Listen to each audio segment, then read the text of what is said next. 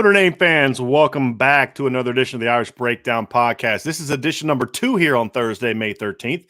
My name is Brian Driscoll. I'm the publisher at irishbreakdown.com. And tonight we're going to talk about quarterback recruiting.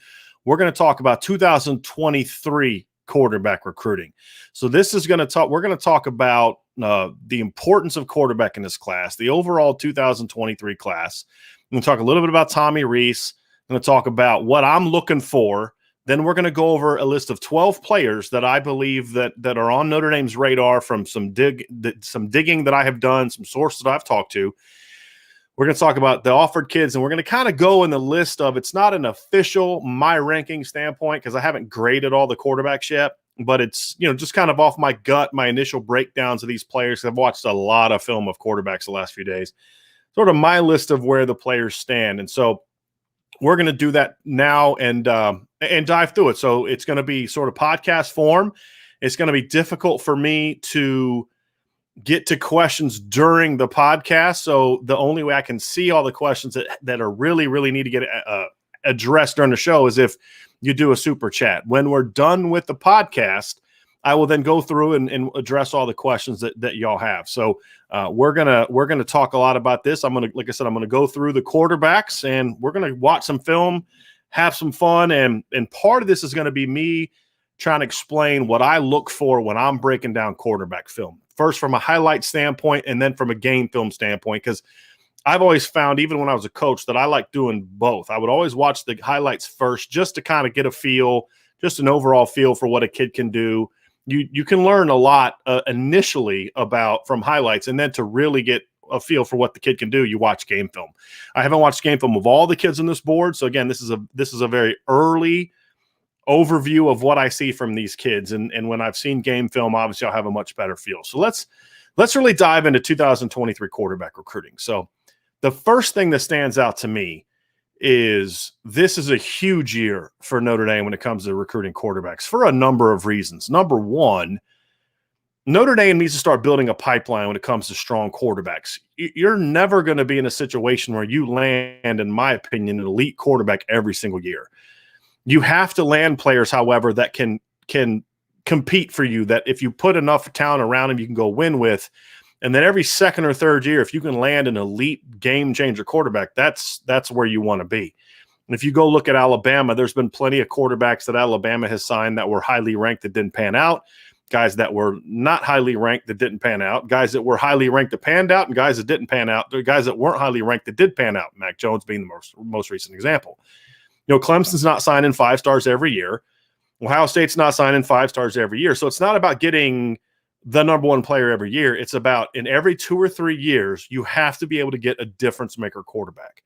Notre Dame, in my opinion, is getting close to being there where they need to be when it comes to quarterback recruiting. It started with Drew Pine, who I'm a lot higher on than most people. Then obviously Tyler Buckner comes along. He's an elite quarterback. Steve Angeli is not that kind of guy, but he's a good depth player with some tools you can build around. This year, you have to be able to go out and get an elite player.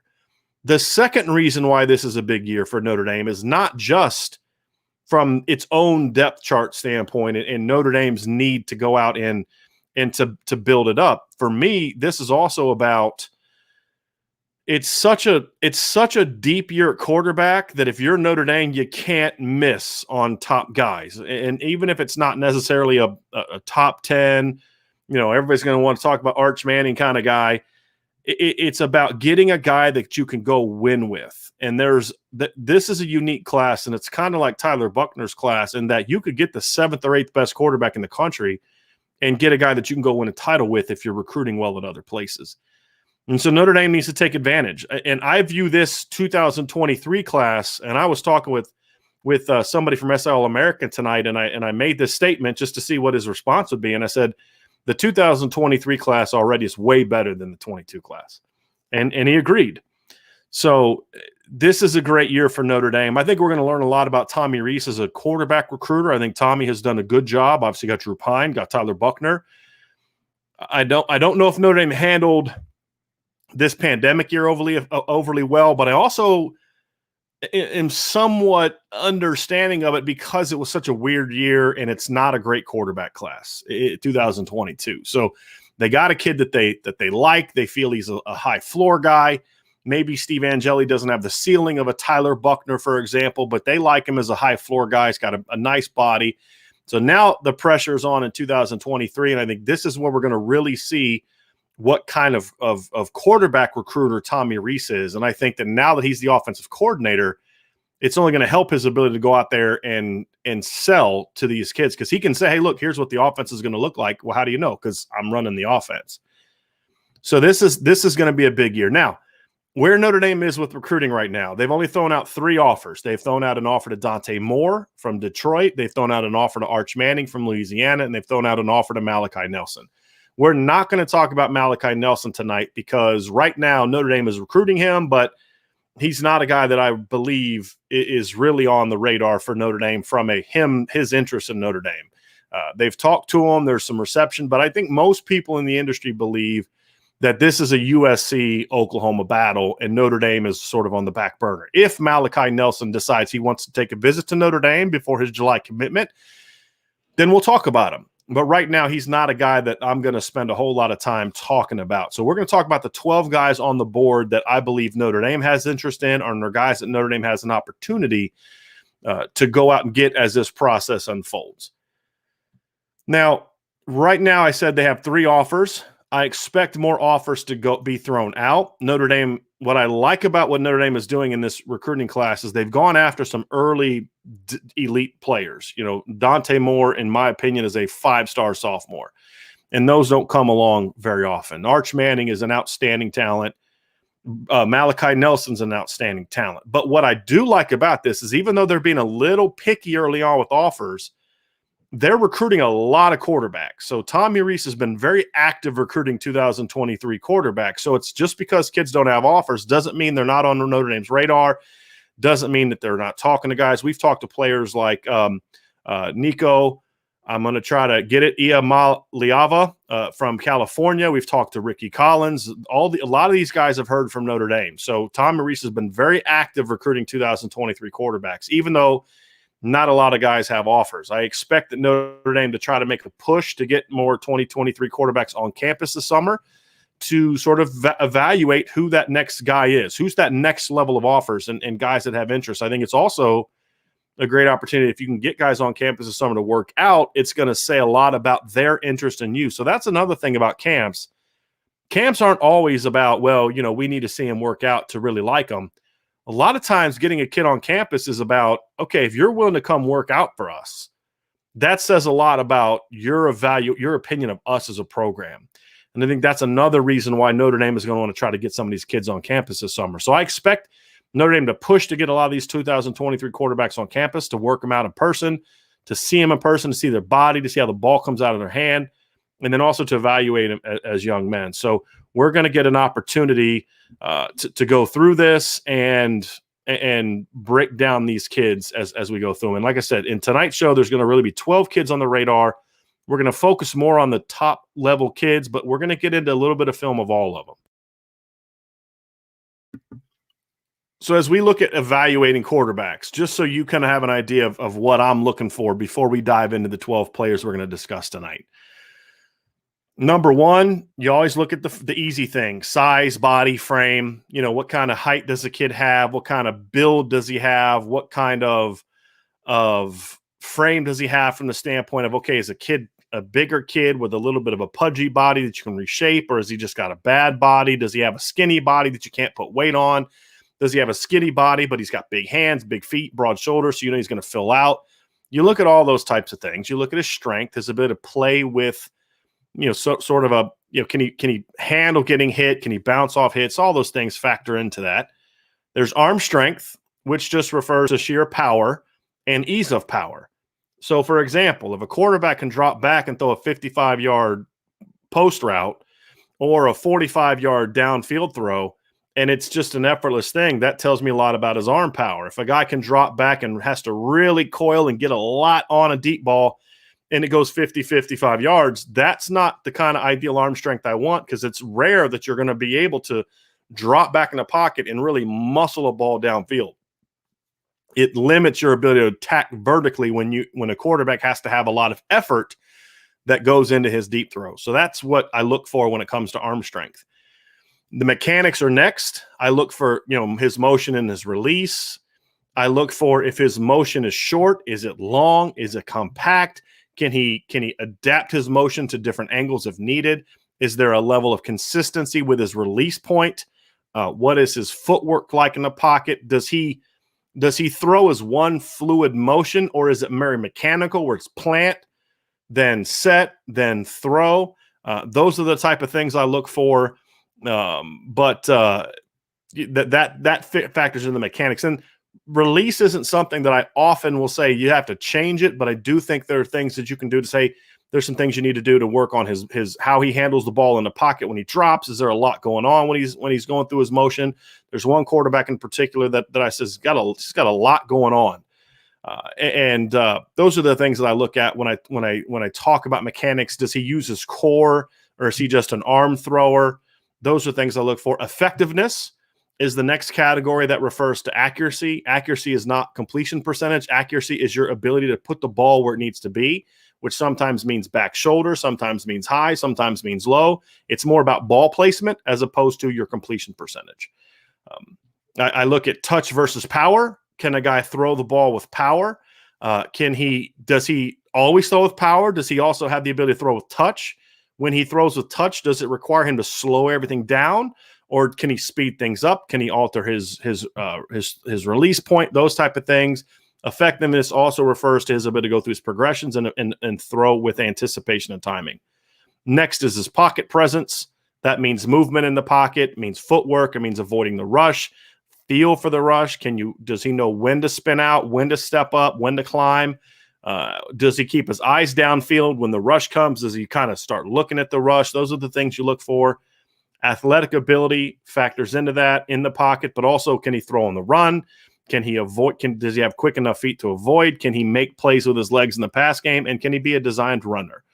And then the last part is intangibles. That's about production, game management, poise, injury history, things along those lines. So that's really, when I break down these quarterbacks, those are the categories that I look for. If you want to start watching more quarterback film, those are the things that I would encourage you to look for. So let's dive into Notre Dame's 2023 quarterback board.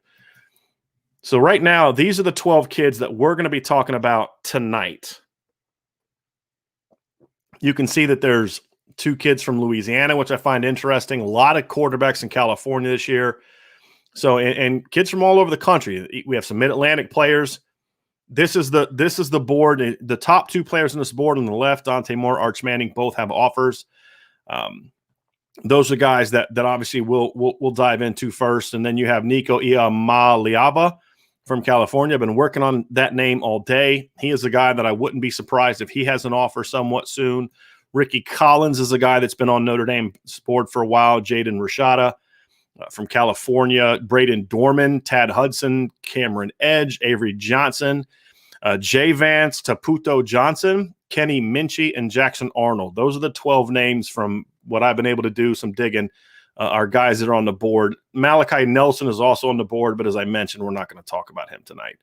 So those are the guys that I look at, and those are the guys we're going to be talking about tonight. Those are the guys that I think you have an opportunity, if you're Notre Dame, to really focus on. You have to try to get somebody from this group, ideally somebody from the top of this group. But like I said, this is such a good year at quarterback that I believe that Notre Dame doesn't necessarily have to get one of those top guys for this to be considered a successful year, meaning they don't need to get Dante Moore, Arch Manning, or Malachi Nelson to have a big year. But I do think they need to try to get a guy that has that 5-star upside at this point in time.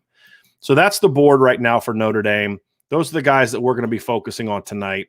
And so what I want to do first is I want to go through each of these players and just pull up their film. We're going to watch this film together, and I'm going to talk through the different things that I like about these players. So the first player that we're going to talk about is going to be Dante Moore. Dante Moore is from Detroit, Michigan. He is from King High School. I see a lot of people talking about projections to go to Michigan. I believe that Michigan is certainly near the top of his list, as most kids from Detroit are, but this is a recruitment that I don't believe is locked in. This is not he's definitely going to Michigan. A lot of these quarterbacks are going to be leaning somewhere early, and most of them are going to be leaning to the school they're at. I think that's also why this is a big year for Notre Dame at quarterback, and Michigan has not exactly been doing a bang up job of producing quarterbacks in recent years either. So we're gonna dive into Dante Moore and go over his film, and I'm going to talk to you about what I like about this young man. So first, let's get the film going and start watching him. First thing I like about Dante is you're going to watch. He's got a very quick, snappy release, and you can see it in a lot of these films. He's a young man that can throw off platform when he needs to. Very accurate quarterback. You can watch the ball just jumps out of his hand. You can see here his athleticism on designed runs. He is an athletic kid that can run. What I like about Dante, though, is he's not a runner. He is a guy that can make plays with his legs, but he is a pocket passer. He likes to do damage from the pocket. He likes to do damage with his arm. You can see the ball placement right there. That is really, really good ball placement. And you can just see how quickly he snaps the ball off on this throw. He sees it and he rips it. I love that. I love a quarterback that can see things and rip it. He's not necessarily set in the pocket, but he has to settle up quickly, get the ball out, and just perfectly place it down the field. At the 7-on-7 that I saw him at recently, his motion looked a little strange, but on film, this kid has got a great release, really good ball placement, nice footwork, and I think that's where his athleticism helps. He can power the ball downfield, but he also shows a lot of touch in the pocket, and you can see it here. This is one of those off-platform throws. I love this. This might be one of my favorite throws. Now, think about this. He's throwing from the 30-yard line. He's got an unblocked edge player screaming right at him. He can't step into this throw at all. He bangs a post route on a line from the 30-yard line as he's about to get hit, thrown off of his back foot. This is exceptional arm strength. I think this is a kid that completed 70% of his passes this year, but as I said, it's not so much about the accuracy, the completion percentage, as it is just an exceptional ability to see it and rip it and throw the ball where he wants to. He has great command of the football. He's just a guy that he's like a point guard in basketball that can just put the ball wherever he wants in all types of different angles and situations. This is a really, really talented young quarterback. Just let a couple of these clips go through here. I also like him too. He's a very confident, and I don't want to say cocky because he doesn't present himself as cocky at all. I really mean just like he's got a lot of, yeah, I'm a good quarterback. I can make a lot of throws. I mean, this is a great example. When the ball leaves his hand, I'm like, does he not see the free safety? But as you watch it, you can see he puts it perfectly on that guy's back shoulder, right between the two different players. This is really, really exceptional ball placement here. That is one heck of a throw for a sophomore to be able to make this kind of throw. And this is from the 40-yard line. And watch. Okay, so one of the things I talked about was ease of power. So watch this. This is not Dante doing a full body, full exertion throw.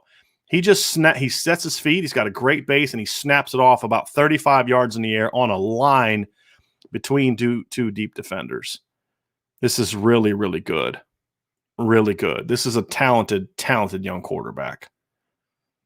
Let me just show a couple more plays here, and you're going to see what I like about him. His timing is really good for a young player. Now, there's obviously parts of his game that he's got to get better.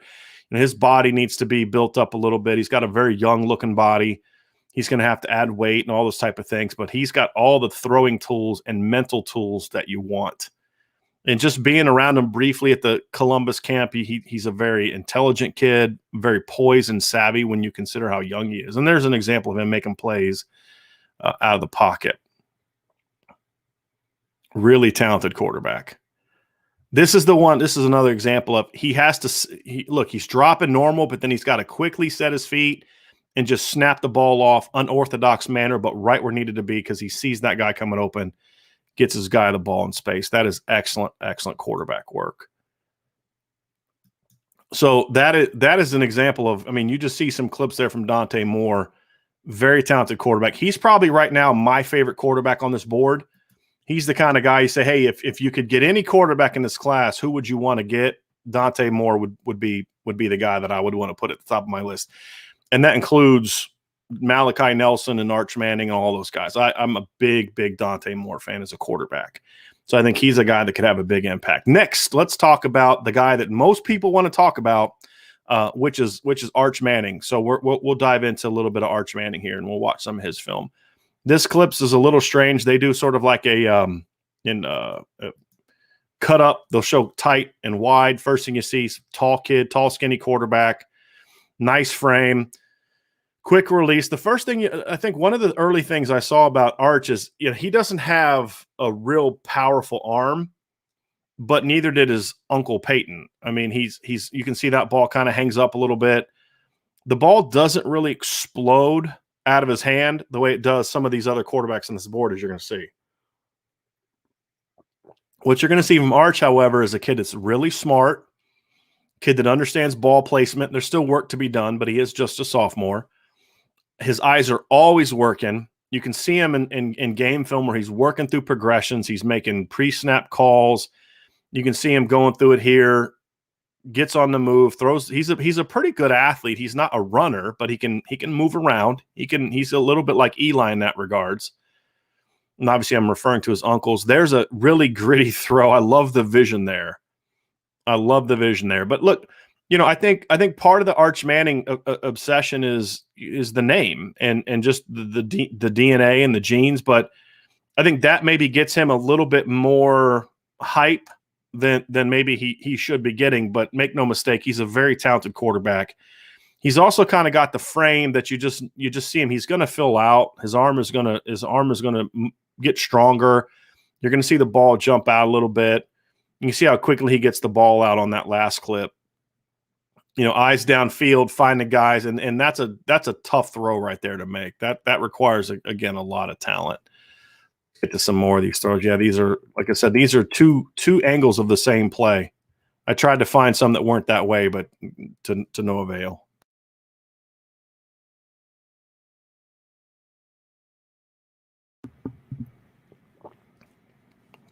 That's good touch there. I mean, you can just watch him kind of going back and forth, making full field reads, trying to find open guys, good ball placement.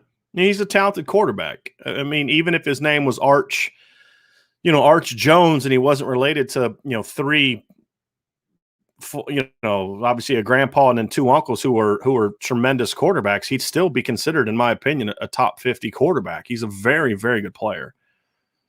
Very good player. Let's watch a couple here. Kenny, that's a great comment. The Statue of Liberty moves better than Peyton. Very true. That's why I say he reminds me, his throwing motion is a little bit like Peyton's. Just kind of from the ear, quick. But he's more athletic than athletically he's more like Eli was. I mean, remember, his dad was a wide receiver. His dad was not a quarterback. His dad was a wide receiver at Ole Miss.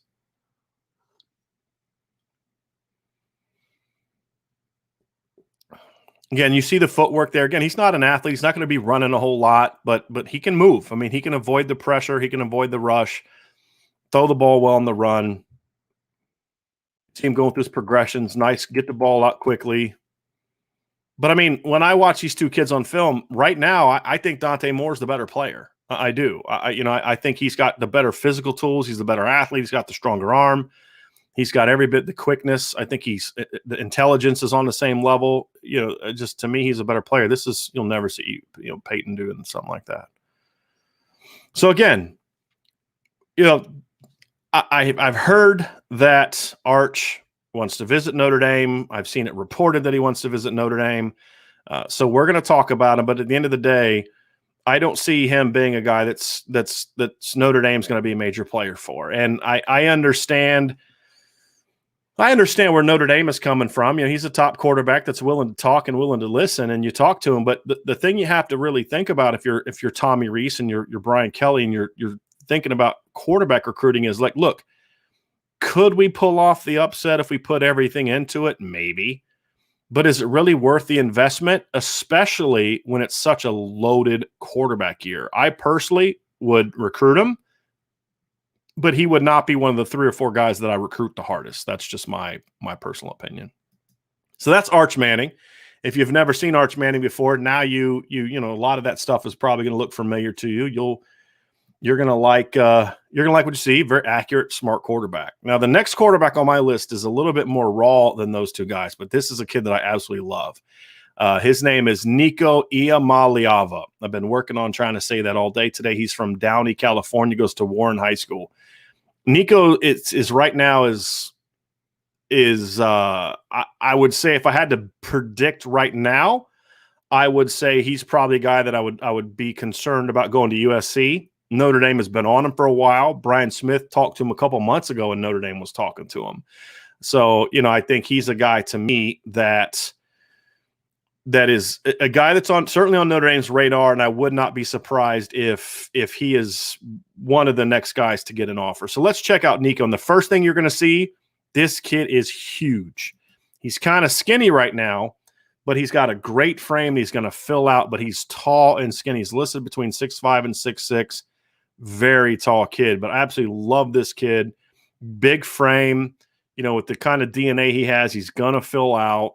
But the first thing I want you to look for is he has, as a coach and as an evaluator, when I see a kid that's 6'6" with long arms, I'm concerned about his ability to throw the ball with a compact release. This is the first thing that stood out to me when I watched this kid throw. For a 6'6" kid, look at the arm speed that he goes through this. Now, he's got a bit of a long release, which is impossible not to have when your arms are that long. He's like a 6'6" shooting guard. But watch how fast he gets through the throwing zone. I mean, that is exceptional arm speed. And you can see here, too, watch the ball just explode out of his hand. This kid has tremendous, tremendous arm strength. And it's easy. It's easy arm strength. You can just watch him just snap the ball off, goes through his progressions. And the thing I like about a lot of these sophomore quarterbacks, and this is going to be more and more as we get in this age of 7-on-7 football, is so many more of these kids can read a defense as sophomores. And it used to be that didn't really come along until guys were older. But you can see it here with Nico, is he's able to go through progressions. He's clearly understands football. I've watched a little bit of game film of him. And, this is a kid that understands how to work through progressions, and he doesn't have a ton of experience. But his arm talent is just really, really good. Processes information well. His ball placement needs a little bit of work, but he understands what he's doing. It's just he's got to speed it up a little bit. But this is a very talented kid, and I'm a little concerned that he's, if USC misses on Malachi Nelson, which I think they're going to, I think he's going to go to Oklahoma, then I have a feeling they're going to turn to Nico, and I'm a little concerned that they're going to have a chance to get him, because this is a really good quarterback. That right there is an example. You can see it here. Just watch how quickly he gets through the throwing zone. For a long-limbed kid, that is really, really impressive.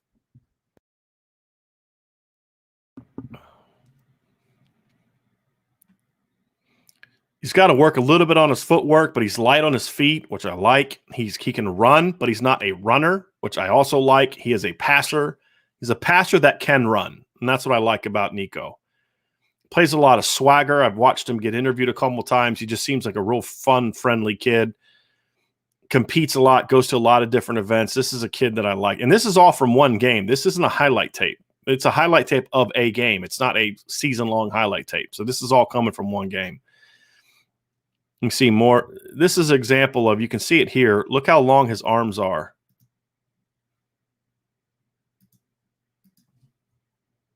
I'll show you two again real quick right here. I want you to see this. You see how long his arms are right there.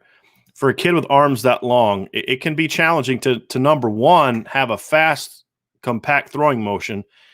But number two, the other challenge you can have sometimes with long limb quarterbacks, especially at young ages, they have a little bit tougher time repeating their delivery and release point. I do not see that with Nico at all. He has a very compact release. It's very repeatable delivery. His release point is always sharp and on point. He throws a great, great ball. It's a very talented quarterback. Certainly one of my favorite quarterbacks in this class. A lot of tools. He's ranked as kind of a low top 100 guy. Rivals has him 91st. 247 has him ranked 77th. I would have him, to me, he's a top 50 quarterback. He's a top 50 player, in my opinion. Just off my early grades. Real athletic there, shows good hands. Big arm. It's a really impressive throw. Just snaps it off. He throws it a good base, too. You can watch him. He gets a little bit too out in front of his front foot at times, but you can see he does a pretty good job for a young kid of really driving off that back foot. And he really uses his core effectively. He's I don't know who coaches him, but he's very well coached. That's just a I'm better than you throw. That's all that is right there.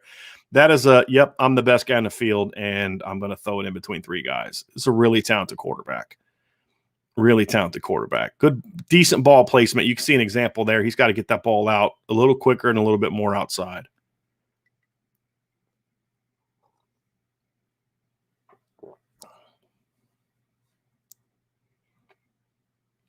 This is another one I like. You know, you're going to see some toughness here. This is not a ball this isn't going to translate well to college, right? This ball is probably picked off in college, but I like the toughness. This is one of those things he's going to learn that, you know, you got to get this ball off quicker, or you got to take a check down. You got to throw it out wide. But I don't even think he's throwing to that guy necessarily. But I do like the toughness, the willingness to stay in there and get a throw off. That's why I say sometimes kids think plays are highlights and they're not really highlights. Throwing on the run. That takes a lot of arm talent right there to get that throw off. So that is Nico Iamaliava, right? Very talented player from California, and a guy that Notre Dame is definitely working on. It's going to be interesting to see whether or not they can get him on campus. Tommy says he brings his his ball down. That's just going to happen with a 6'6" quarterback. It's impossible for him to – if he brings it up too high, then he's going to have a lot longer to go to get the ball into the throwing zone. So up next is another quarterback that I like a lot, and this is Ricky Collins. Ricky Collins is from Baton Rouge, Louisiana. He goes to Woodlawn High School. Now, Ricky is a lot more raw than the first three quarterbacks that we watch, but I really like his talent. I really like his talent. So let's get this film up of Ricky. Now this is an example of a kid that has a bit of a long release that needs to be cleaned up a little bit. You can see how it's a little bit slower than what we saw from Nico. There's a lot more of a wind up, but he's got a big arm. Look, the reality is Ricky has one of the best pure arms I've seen in this class, just as far as power. This is an example. So I want you to understand something. This is a 30-yard corner route that he throws into the back of the end zone from the far hash in high school. Now, he's got to muscle it up a little bit, but this is an exceptionally far throw.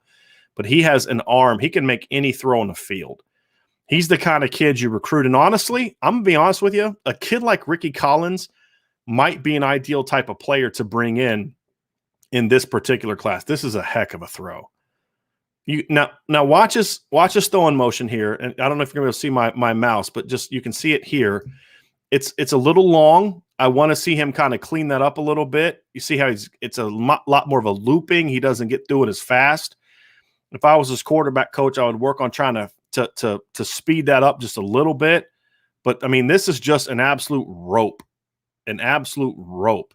Now, what I was saying is that the reason I like a kid like Ricky Collins is, look, he needs mechanical work. He needs work on ball placement. He needs work on going through his progressions. But that's okay, because if Tyler Buckner's as good as we all think he's going to be, Ricky's not playing early on anyway. And if Drew Pine hangs around, then that should give Ricky a year or two to develop, and you can work on those things. And I think those are areas where Tommy Rees could thrive coaching a kid like this, because Ricky, like a lot of these other quarterbacks, he's an athletic kid, but he's not a runner. He can run, but he's not a runner. He wants to do damage from the pocket. But this is a kid, to me, that has this one gives me a headache. I had to fast forward to that one. This kid has a very, very powerful arm. There's literally not a throw. Look at this. He's throwing as he's off his back foot as he's about to get hit. He's at his own about 40-yard line when he makes this throw, and the ball gets caught at about inside the 10. And that is just a ridiculously stupid arm strength. He honestly, I'd be curious, and I don't know if he is this. I'd be curious if he's a baseball player. He kind of has the throwing motion that you're going to see from a lot of young baseball players. It's a longer, kind of like a shortstop type of throwing motion, as opposed to, a more pure quarterback. But this kid has really, really good natural talent. Very good natural talent. But he's going to need time. But that's okay. He's considered a consensus 3-star recruit. Right now, Rivals and 247 was a 3-star. I don't know what in the world would make this kid a 3-star other than he's just real raw. But as far as physical tools, there aren't many kids that just have the natural God-given ability that he can have. I mean, he just makes this throw look easy. This is like 20-some yards downfield, and he just snaps it off. Like I said, Ricky's just going to need a lot of work. But that's a really sick throw right there. It's a 15-plus yard in cut that he just throws on a line. Very talented quarterback. Now, this is kind of, to me, an example of, you can see Ricky this is not great footwork, right? He gets to his drop, he's got to step into it. This is why I think I'd be shocked if he doesn't have a baseball background. He's got that sort of that shortstop crow hop. That's something that you want to work out of him. That long stride there, you want it to be quick and compact. Everything he does is kind of long and looping, and those are things you're going to have to work out of him, and that's where there is some risk with him. But just from a pure God-given ability, this is a young man that has a lot of tools. I really like this kid. Really like this kid. That's good ball placement right there. That back shoulder, snaps it out quickly. You can see there again, he's kind of got that long base. I want to see him clean that up a little bit. He to me is a quarterback coach's dream because he's so raw. There's just a lot to work with, but there's a lot to work on, but he also has a lot to work with. I'm curious if LSU is going to make a run at this kid. I mean, he is from Baton Rouge. If I was LSU, I'd take him right now. I probably understand why they're probably looking at Arch Manning, but I love this kid. I'd take him in a heartbeat. That's not mine. Don't worry. That's their high school film. Okay, so that's Ricky Collins, everybody. Like I said, Ricky is from Baton Rouge. He does not have a Notre Dame offer yet, but Notre Dame has been on him for a while. This is a kid that the staff is very well aware of. He has talked about – now, we did an interview with him recently. We didn't get enough to necessarily do a full article on – but he mentioned to us that, he has a good relationship with Tommy Rees already. He really praised Tommy Rees a lot for just how they've been able to talk and build that relationship. So like I said, he's evidence of, yes, Notre Dame has only made 3 offers. And right now, I don't think they lead for any of those 3 offers, but that's not the only guys that they're recruiting. And I think Coach Rees has been very, very involved and engaged in quarterback recruiting. Now, some of these kids that we're going to get into now, so to me, that's sort of the big sort of the top group for me. Those are the guys that I view as the top of the board guys for me if I was Notre Dame. And Kenny, I saw your note. They did apparently just move Ricky into 4-star, and he's not the biggest guy. Maybe that's it. 6'2", 6'3", 185. But they did just jump him up, but he's not ranked yet. So yeah, they did bump him up. So appreciate the note on that. The next kid we're going to talk about is Jaden Rashada from Pittsburgh High School in California. Now, this is another guy to me that when I look at him is another guy that is sort of a quarterback coach's dream. And I'm not talking about a high school quarterback's coach. I'm talking about a guy that just does quarterback coaching, because you talk about a guy that needs a lot of work, but a guy that has tremendous, tremendous tools. That is Jaden Rashada. So let's get into him a little bit and watch his film. He is listed at 6'4", 190 190 by 247. He lists himself as 6'5", 210. He's a big kid with a great frame. So let's watch a little bit about him. The first thing you're going to watch is he's got a huge arm. He's very confident in his arm. He's willing to attack over the middle. He's got a very compact release, which I like. He doesn't have quite the wind-up that Ricky did. He's also not quite as fast as Nico, but he's in between those two guys. This is a nice, confident release. Look how effortlessly this is what I'm talking about. This is an effortless release, right? He's not putting a lot of torque into it. He hits his back foot. He just snaps it off. Really nice footwork there. When he does this, he's really good. This is a really nice ball. Like to see him lead it. His ball placement needs a lot of work. This is one example. You see it. There's some game film out there of him where you really see that his ball placement just needs a lot of work. But again, the tools are really impressive for him. He's got a lot going on in the upper body, though. When you watch the game film especially, this is the kid I was referring to earlier that has all the upper body stuff going on, moves the ball around a lot, and just he's got to clean up his mechanics in the pocket. He's got to keep the ball a little bit more settled. He does it sometimes, but when you watch the game film, you really can see it. The thing about Jaden is he is not a guy to me that when on highlights, he's going to look great. That's an excellent throw right there. I mean, that takes great arm talent to make that kind of throw. The thing about Jaden is the highlights are impressive, and the highlights show you a lot of raw tools. When you watch game film, you see a kid that, to me, is going to need a lot of experience. As again, he's a sophomore, so it's not surprising. But a kid that's going to need a lot more work when it comes to going through his progressions and staying in the pocket. He has a tendency, that's not an example because there he needed to. But he's a kid to me that tends to bail out a little bit too soon. He's kind of a 1-2 go kind of guy. He doesn't quite process information with the same speed that the kids I've talked about before do. But that's something that can come with work and time. And like I said, his ball placement isn't great, but the tools are there. Very powerful arm, good athlete, and like the others, he can run, but he likes to do damage from the pocket.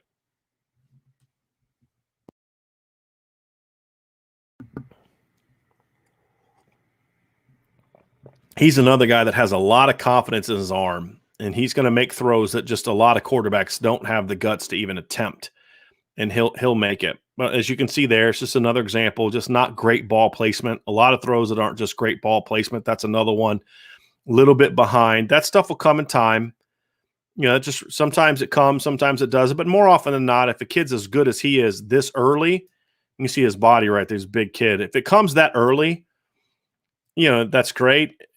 But it doesn't always come. It can be worked on. It can be improved. But he's got the tools to get to that point. Like I said, I really, really like him. Now, this is kind of where, for me, when I look at the board, you start to see a little bit of a drop-off from a really tool standpoint. There's some good quarterbacks that we're going to dive into next. But what we just looked at, to me, was these are the higher ceiling guys. The rest of these guys are good quarterbacks, but I don't view them as having the same high level upside. There's one kid that does, but he's really raw. We'll get to him in a little bit.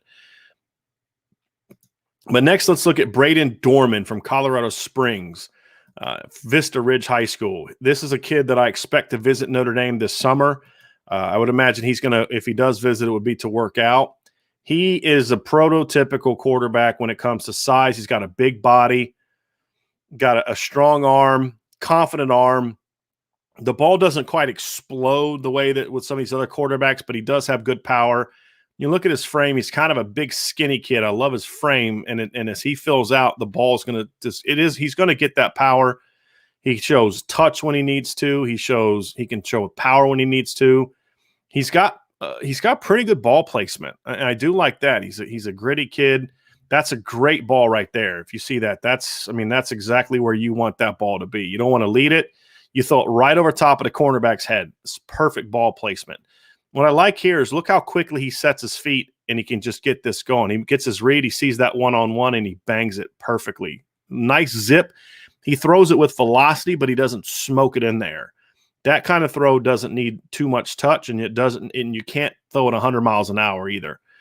This is a kid, though, he's a pure pocket passer. He's not a real super mobile guy. He's a little heavy-footed in the pocket, you're going to see, but he can get the ball out quickly, can do a lot of damage. He's not a guy you're going to be running read zones with, that's for sure. But this is a talented kid. This kid can really play. You can see him going through progressions. It's a little far. Can't really see that one.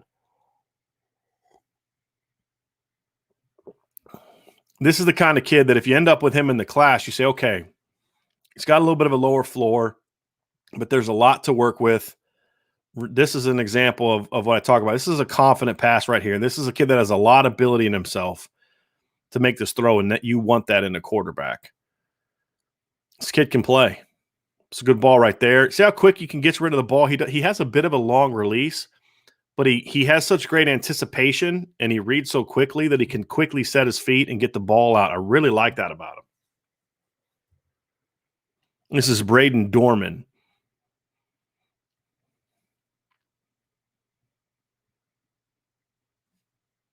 It's a good ball right there. Nice touch over the top. I have a feeling that ball got dropped since it got cut out.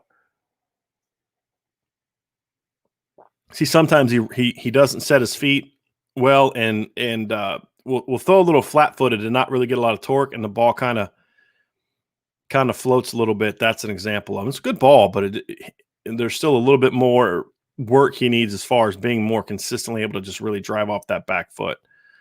That's a much better job there, driving off the back foot. Really good touch, leads the guy. This kid can play. He's a good quarterback. And he had a lot of production this year in a very limited number of games. This is definitely a kid that'd be on my radar. This is definitely a kid that if I'm Tommy Rees, I want to see him throw in person. I want to see his body. I want to see if he's got the frame I want to see if his frame looks as good in person as it does on film. I want to see how the ball comes out of his hand. There's a lot of things I like about this kid. He'd definitely be somebody I'd want to get on campus this summer if I was Notre Dame. It's another good deep ball. So that's Braden Dorman from Colorado Springs, Vista Ridge. Up next is Tad Hudson. This is a young quarterback from North Carolina. Tad's a little bit different than the other guys we've talked about. Tad is a pure pocket passer. So he is a guy that you're not going to see doing a whole lot of running. He moves around okay for a high school kid, but he is a thicker-bodied kid. You can already see it there. Big arm. Huge arm. His release is a little awkward. Nice touch. You can see there. He'll throw nice touch on underneath routes as well, but he's a big-bodied kid, very powerful arm, very quick, compact release. You can see an example of that there. This is what you want to see. This is something you can worry about sometimes with the kids with the big, powerful arms is they want to put everything wants to be on the money. This is quick, compact, drops it right over the top of the corner, outside shoulder, perfectly placed football.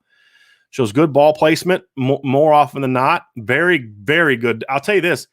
His ball placement on downfield throws from the film that I've seen so far, and I have not seen game film of him yet, so keep that in mind. But from what I've seen in the highlights, his ball placement on downfield throws is a lot better than his ball placement on short throw stuff, which is saying something. But this is a kid that is, if you're looking for a pure pocket passer, this is a kid that you can have a lot of success with. This kid has a really big arm. He's listed as 6'2", 225. I buy that. He's a thick kid.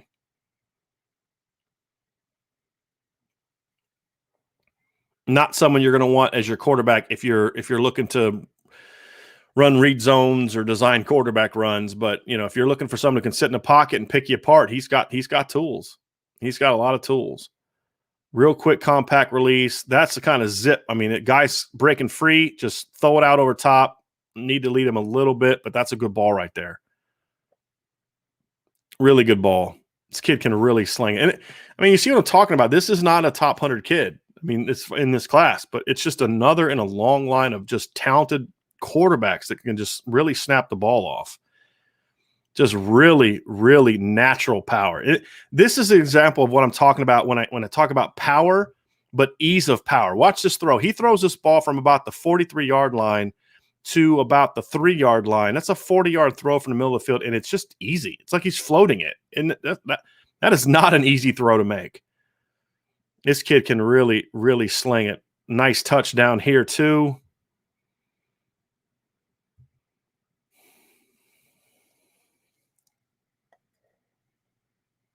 It's a good quarterback. I mean, I think y'all are seeing just how good this quarterback class is. And I mean, and I'm just talking about the guys on Notre Dame's radar. There's a lot of highly ranked guys that aren't even on Notre Dame's radar. But you see him talking about how his downfield accuracy. I mean, this kid throws the ball downfield a lot. I mean, a lot. And he's very accurate. That's a gutsy throw. Not one I would recommend necessarily making all the time, but it's a gutsy throw. This is one of the throws I like. Right in between three defenders. I mean, it's got the perfect combination of touch because you have to get it over the second level, but you also need to put some zip on it to make sure the safeties can't close on it. And it's really just the perfect amount of zip touch combination that again, a lot of these quarterbacks have, which I don't often see in past years from such young quarterbacks. I mean, these kids all do it. Throws on the run okay. I mean, that's just, he snaps that ball. That's like a 20-plus yard throw. He throws it on a line. That's impressive. So that is Tad Hudson. And as I said, Tad Hudson he's a pocket passer, but he is a talented pocket passer from Cornelius, North Carolina, Wilmus Amon Huff High School. That is another guy that is on Notre Dame's radar. I'm sure that the staff is working to try to get him on campus this summer as well. Okay.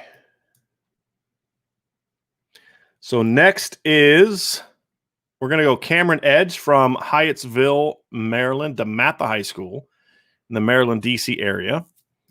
So let's watch a little bit of Cameron Edge. Cameron Edge is a kid that he's a little different than these other quarterbacks. He does not have the big arm that these other quarterbacks have. He is more of a precision pocket passer.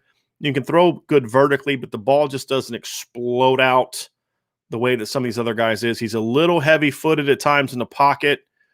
He's got good touch, good accuracy, doesn't have quite the power, but it's a good arm. It's just compared to some of these other kids, it's not quite his arm. But this is a throw right here I like. Really good ball placement on the back shoulder, confident throw. You can see a little bit, though, that he's a little heavy-footed in the pocket. Goes through his progressions well. Good, decent athlete. He can be sort of like a chain mover type of runner, but not a guy that's going to do a ton of damage moving around. But this is a good quarterback. This kid can play. He just doesn't have quite the elite arm talent that some of these other quarterbacks have, but he's a good football player. This is Cameron Edge, by the way. It's a good ball right there, right over top. That's a good zip right there. That's a real nice zip right there. Let me slow-mo highlights. A little indoor action against Gonzaga. A little bit of a long release, above average speed with his arm release, but he can snap it off. His power's better on sort of the 20 and under than it is on throwing the powerful deep balls. He can snap off the short to intermediate stuff real impressively.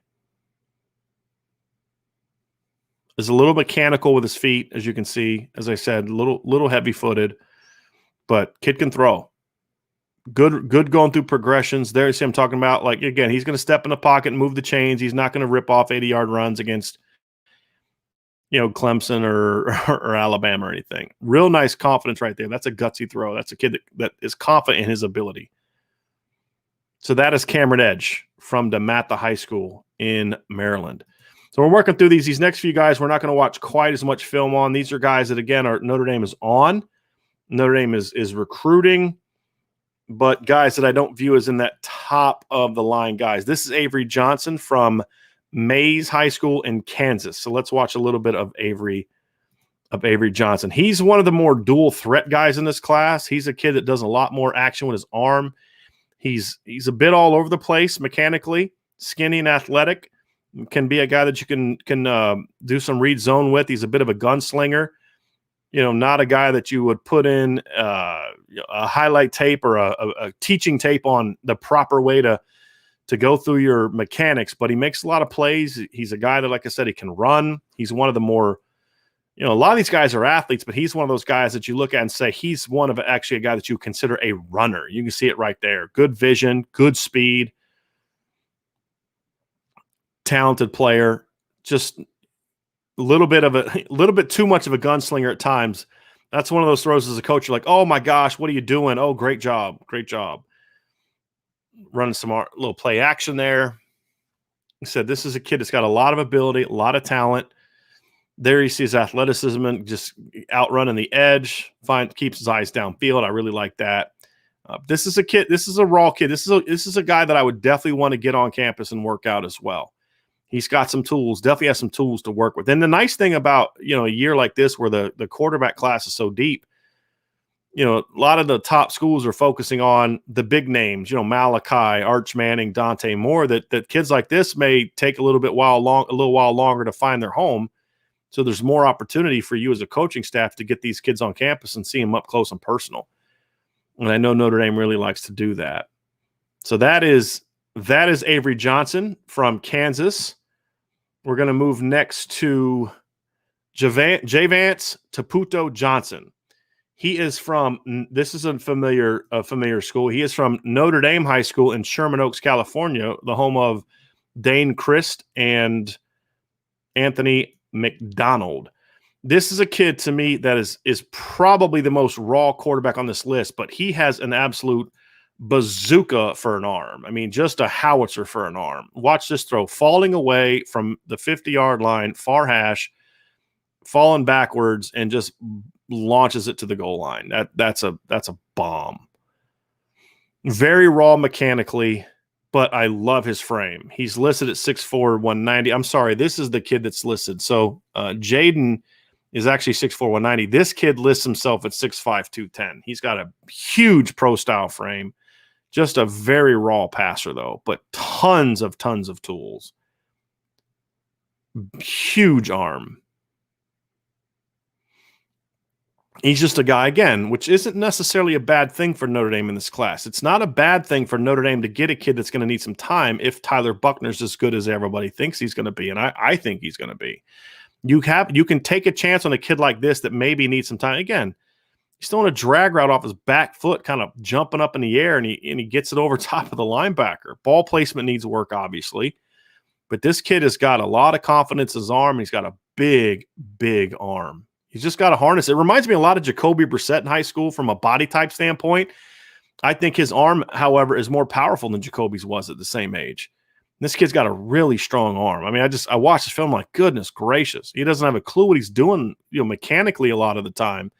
But just from a power standpoint, this kid's got a ton of tools. A little bit of a long windup. Good read, though, however. It's a little late going through his progressions. His ball placement needs some work. His footwork needs improvement, but the tools are there. He's got a bit of an awkward release, but, man, he can really snap the ball off. Very, very impressive arm. I don't know what you guys think, but when I watch this kid's arm, he's got one of the stronger arms that you're going to see. They don't throw it as deep as much as some of these other teams did, but when they do, boy, it's impressive. And you have to like it that he's wearing, he's got the Notre Dame gear on. So that's certainly impressive. He just flicks that ball. I mean, this kid's got really live arm, a really live arm. Just going to need a lot of work.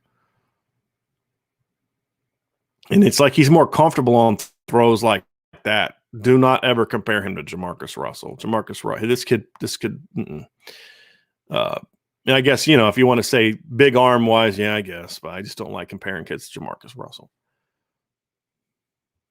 But I really like Jvance Taputo Johnson from Notre Dame High School in California.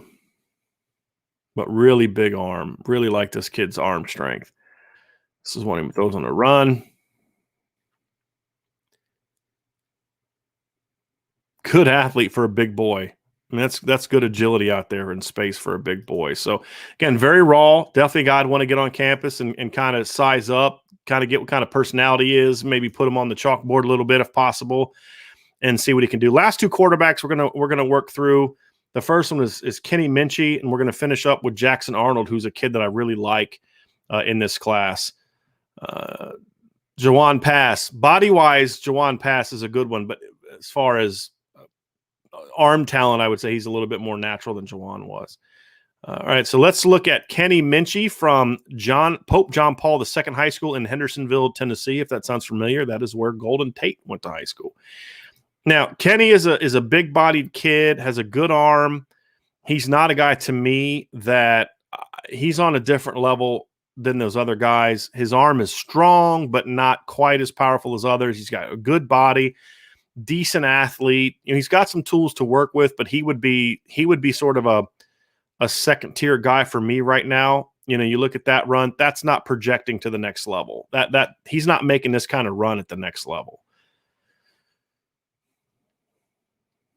But again, he's got some arm talent. He's got a big body, a little bit of an awkward, stiff release, but it works for him.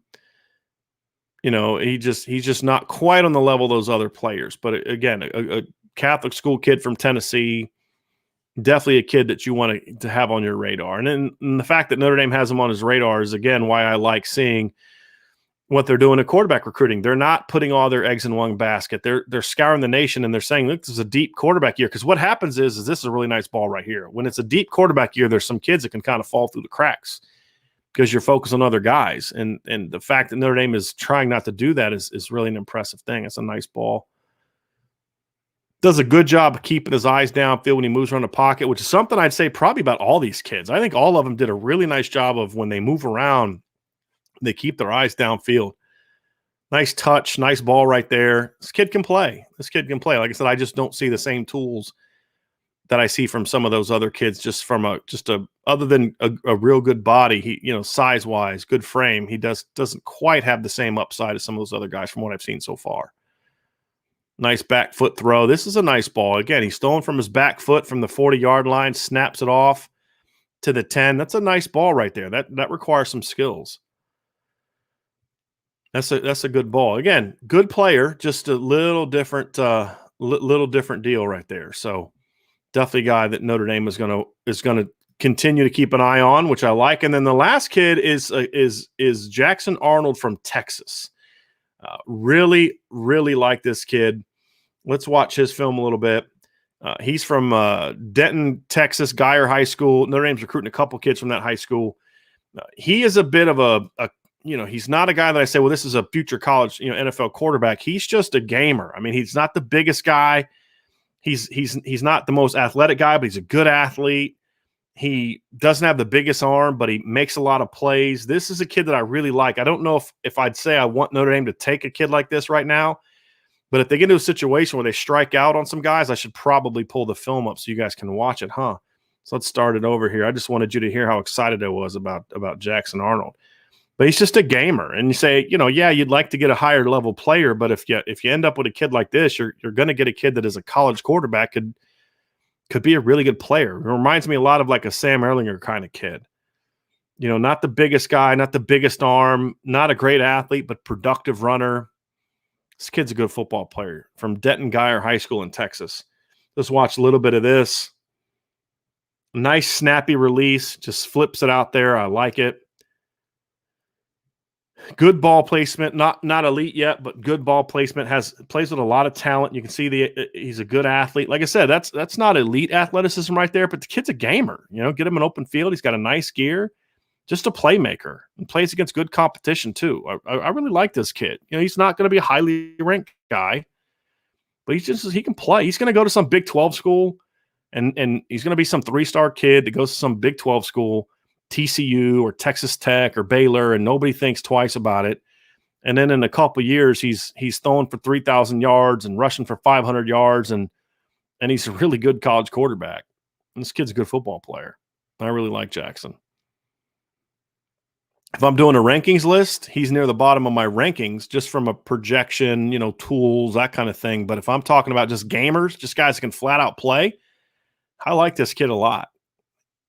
He just doesn't have the God-given tools that some of these other guys have. But as far as knowing how to play quarterback, this kid knows how to play. He knows how to play. We'll watch a couple more clips here of Jackson, and then we're going to go to answering some questions before we get out of here. So I appreciate everybody being with me tonight. This has been fun. I like watching film, especially like watching quarterback film. So that's what we see from Jackson. Don't see him get a chance to throw downfield a ton when I was watching the highlights. I'm going to try to find some game film, see if we see more opportunities of him getting downfield. You see what I'm saying about the Sam Ehlinger stuff? He's not a great player, but he just makes a lot of plays. Yeah, he's going to go to some Big 12 school and put up just dumb numbers.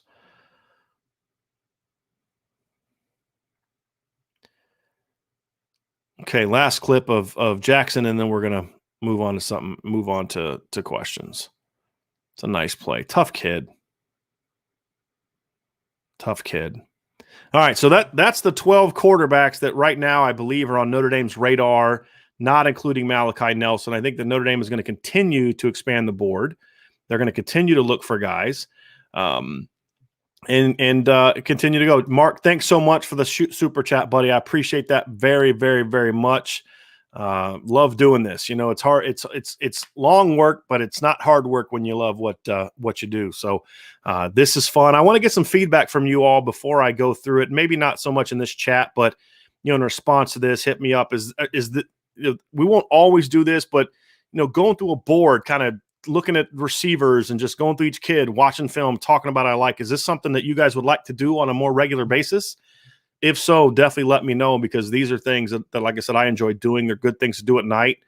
My wife's already kind of winding down for the night, finish up her work. So these are good times to do this kind of stuff. So let's go through here. Let's go through some questions. Kenny Moore. Kenny, thanks for joining the show, buddy. I know you're not often able to be in these, but I'm glad you're able to make this one tonight.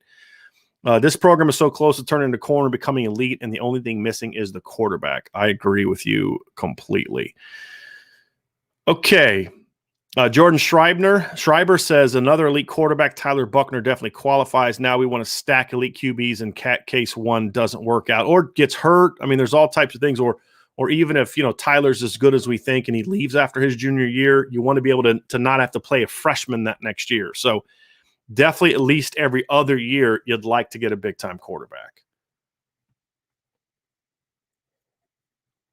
Searcher Green says, even while pushing hard for Dante, I hope they keep in contact with guys like Aliam Appler. I don't know who that is. That's not a guy that's come across on my radar as I've talked to different people about who Notre Dame is on. Okay. Any thoughts on Leo Romero? Lauren Hamilton says, any thoughts on Leo Romero, the last quarterback that Notre Dame got that played at Westlake Village, assuming Oaks Christian? Did pretty decent for them. That'd be Jimmy Clausen. I have not seen him, and he is not a guy that was provided to me when I did some digging on who Notre Dame is after. So, but I'll look into it. You guys give me names of guys you want me to look into. I will definitely do it. So John Klimek, thank you so much for the super chat, buddy. Appreciate it. It's fun to watch film when a coach isn't yelling at me. I should talk to some of my former players and say, hey, look, we're watching film and I don't yell at anybody. They might like it. So let's get down here. So Jonathan says, what qualities does Tommy Rees specifically look for in a quarterback? I think we've seen Tommy's looked at different types of quarterbacks. So we've seen him take, pocket passers like Drew Pine. We've seen him take, a dual threat guy like Tyler Buckner. We've seen him look at in this class. I mean, just look at the film there. There's different types of quarterbacks. I think more of what Tommy Rees looks for is a guy that can, number one, do damage from the pocket. Can he process information quickly? Can he make quick reads? Can he get rid of the ball quickly? Is he accurate? Is he a good decision maker? And then the next level is, can he make plays with his legs? Can he be a mobile guy that can do some damage in the pocket that way? I think that's secondary, but also important. And I think then obviously you look for the intangibles: is leadership. Is he a winner? How does he perform in the fourth quarter of games? That's something I would always watch when I was evaluating quarterbacks. I'd specifically look at what he did in fourth quarters, especially fourth quarters of close games. I want a guy that when the game's on the line is when he's at his best. And I think those are things that Tommy Rees is certainly going to look for in quarterbacks as well. Sean Higgins asked, not quarterback related, but he asked a recruiting question, which we'll get to. Sean Higgins asked, does the recruitment of Sonny Styles help get Lorenzo on the field this year? Seems like the staff is giving him a push already after the spring game and his billboard. So I think the billboard has more to do with just, where he's from, part of that push. I think if the staff is going to play Lorenzo Styles and give him a push, it's because they think he can be a good player and a good player early. And I think that would be the reason why. Would it hurt, if he's playing early? Would it hurt with Sonny's recruitment? Absolutely not. But I don't think the staff is going to play him because of that. And that's not what you're saying. I'm just saying that's just my thoughts on it. I think Lorenzo getting in early is going to help him play because he brings a vertical element. He's one of the faster receivers they have. So I think that's going to be the thing that helps him get on the field. And as I talked about when they signed him, even though he's skinny, he's a tough kid. He really is a tough kid.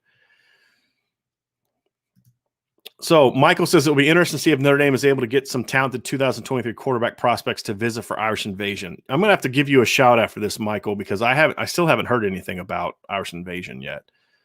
Okay. So Kenny Moore says, I was not happy about Angeli at all. And I get that, Kenny, but my thing is at the same time, I think that you have to look at it and say, it's a situation where they missed on some of the high ceiling guys like Drew Aller, but you got a kid in Steve Angeli who's a big kid, big bodied kid, not great talent, but comes from a really good program, has some tools to work with. Wanted to be at Notre Dame. That's another big thing. Steve Angeli wanted to be at Notre Dame. The minute he was given the green light to commit, he did. And I think if you're going to miss on your high upside guys, this is the kind of kid you want. He's going to be patient. He's going to have the right attitude. And he does have some tools to work with. So I understand it, especially when you could have had Drew Aller if you would have handled that a little bit better, potentially.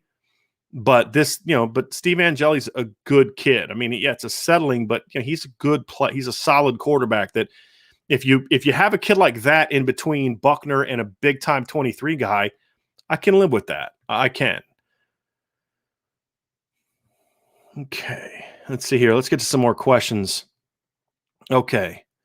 Chris Govia says, why the consistent regression of Notre Dame's quarterbacks under Brian Kelly? Seems like it would be harder for them to recruit top-notch talent at the position year after year, which is the true gap. Okay, so Alabama, Ohio State. Yeah, I think to me, it has a lot to do with the fact that Notre Dame does have a complex passing game. It's the thing that has hurt the receivers.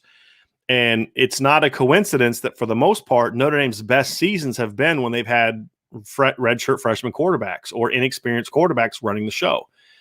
You look at first-year starters. You look at 2012 with Everett Golson, 2015 with Malik and Deshaun Kaiser. You look at 2017 with Brandon Wimbush as a first year as a starter. 2018 with Ian Book in his first year as a starter. Wasn't a redshirt freshman, but he was in his first year as a starter. It was it was more simplified with his progressions. Completes almost 70% of his passes. And then as they put more and more on his plate, you see him be less and less successful. So I think that's really where it comes from. And hopefully Coach Rees is going to be able to fix that, and we won't have to worry about that moving forward. But we really won't know the answer for a couple years. All right, Brandon says, I saw a picture of Dante Moore at a recent camp with Michigan shoes on. Hopefully that's not a sign that it's Michigan all the way in his recruitment. I remember seeing Devontae Smith at the Under Armour All-American deal, the camp before I think it was before his senior year. And he had at the time like a bunch of Miami stuff on. I don't get too into that. I think Dante is open. I think Michigan is obviously, and I've written in articles that I think Michigan is his leader.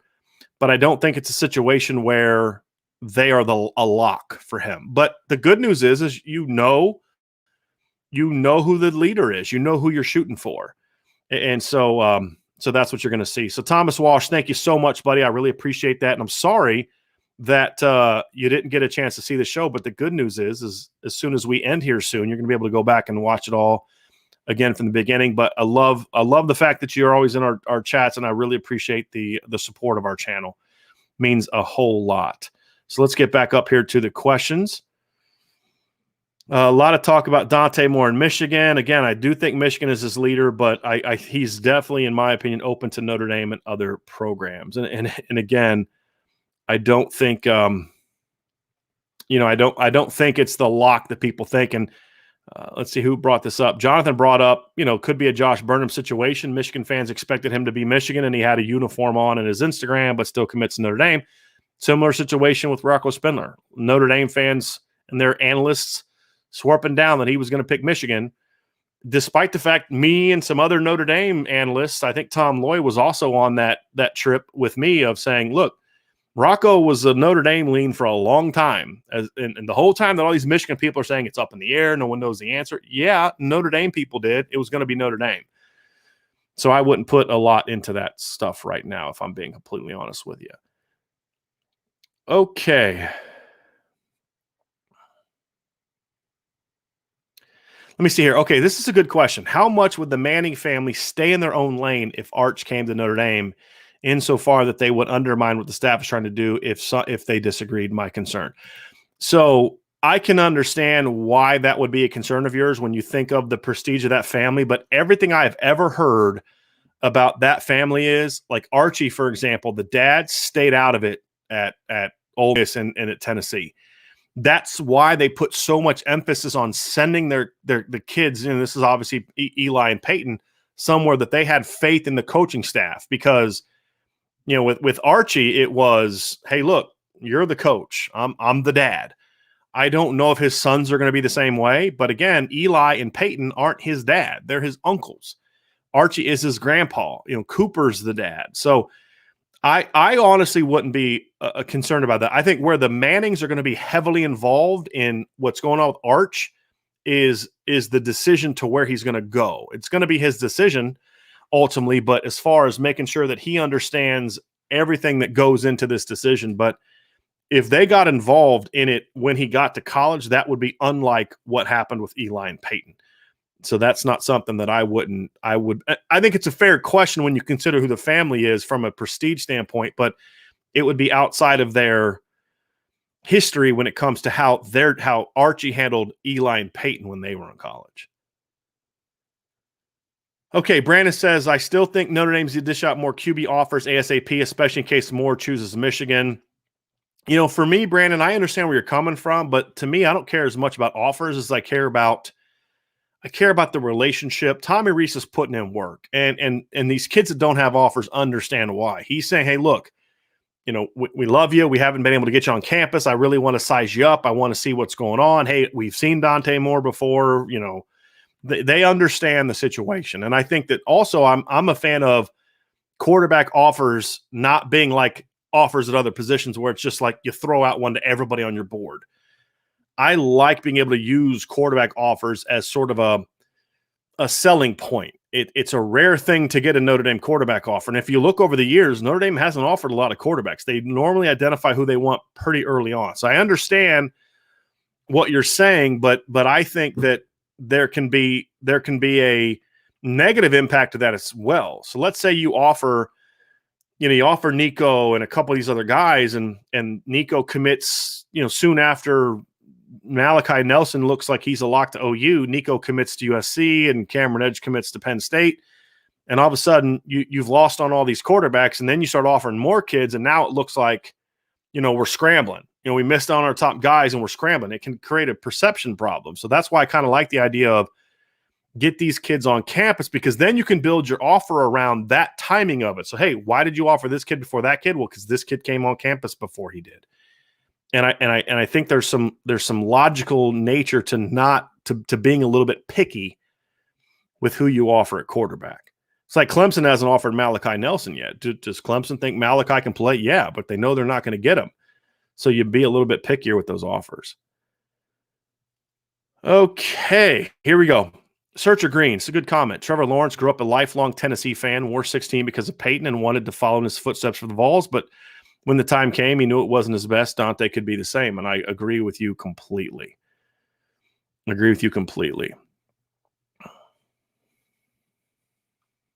So, Brandon, I'm not sure what happened with some of y'all. Apparently weren't seeing what was going on. Hopefully you'll be able to get back to it and check it out. So, Dylan Riggins, thanks for coming back to the show, buddy.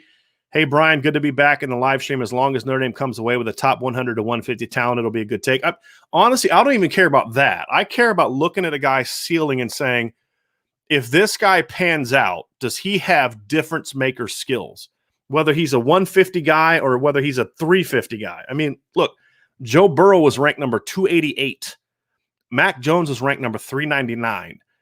I'm not concerned about the ranking as much as I care about the ceiling. If he's coached up, what can he become? And that's, for me, that's what I care more about. Let's see here. And Brandon also says what we saw earlier, Notre Dame is an elite quarterback away from winning on the big stage. Hopefully the Indy staff is explaining this to Dante Moore, convincing he's the missing piece of the puzzle. I would imagine they're saying that to a lot of these top kids. No question about it. Let's see here. So Brandon gives his ranking. Number 1, Moore. Number 2, Nelson. Number 3 is Nico Iamaliava or Cameron Edge. Need to watch out film on 2. You like Cameron Edge a little bit more than I do. I think he's a good player, but I like Ricky Collins more than him. At this point in time, I like Jaden Rashada more than him. I like Braden Dorman more than him, and I like Tad Hudson a little bit more than him. But I don't disagree with Nico at all. I mean, I have Nico basically where you do, except I had Arch instead of Malachi. But Nico's got a ton of upside. As far as David Allen asked, where do you think Manning ends up? I honestly don't know. I haven't paid a lot of attention to his recruitment other than where it involves Notre Dame.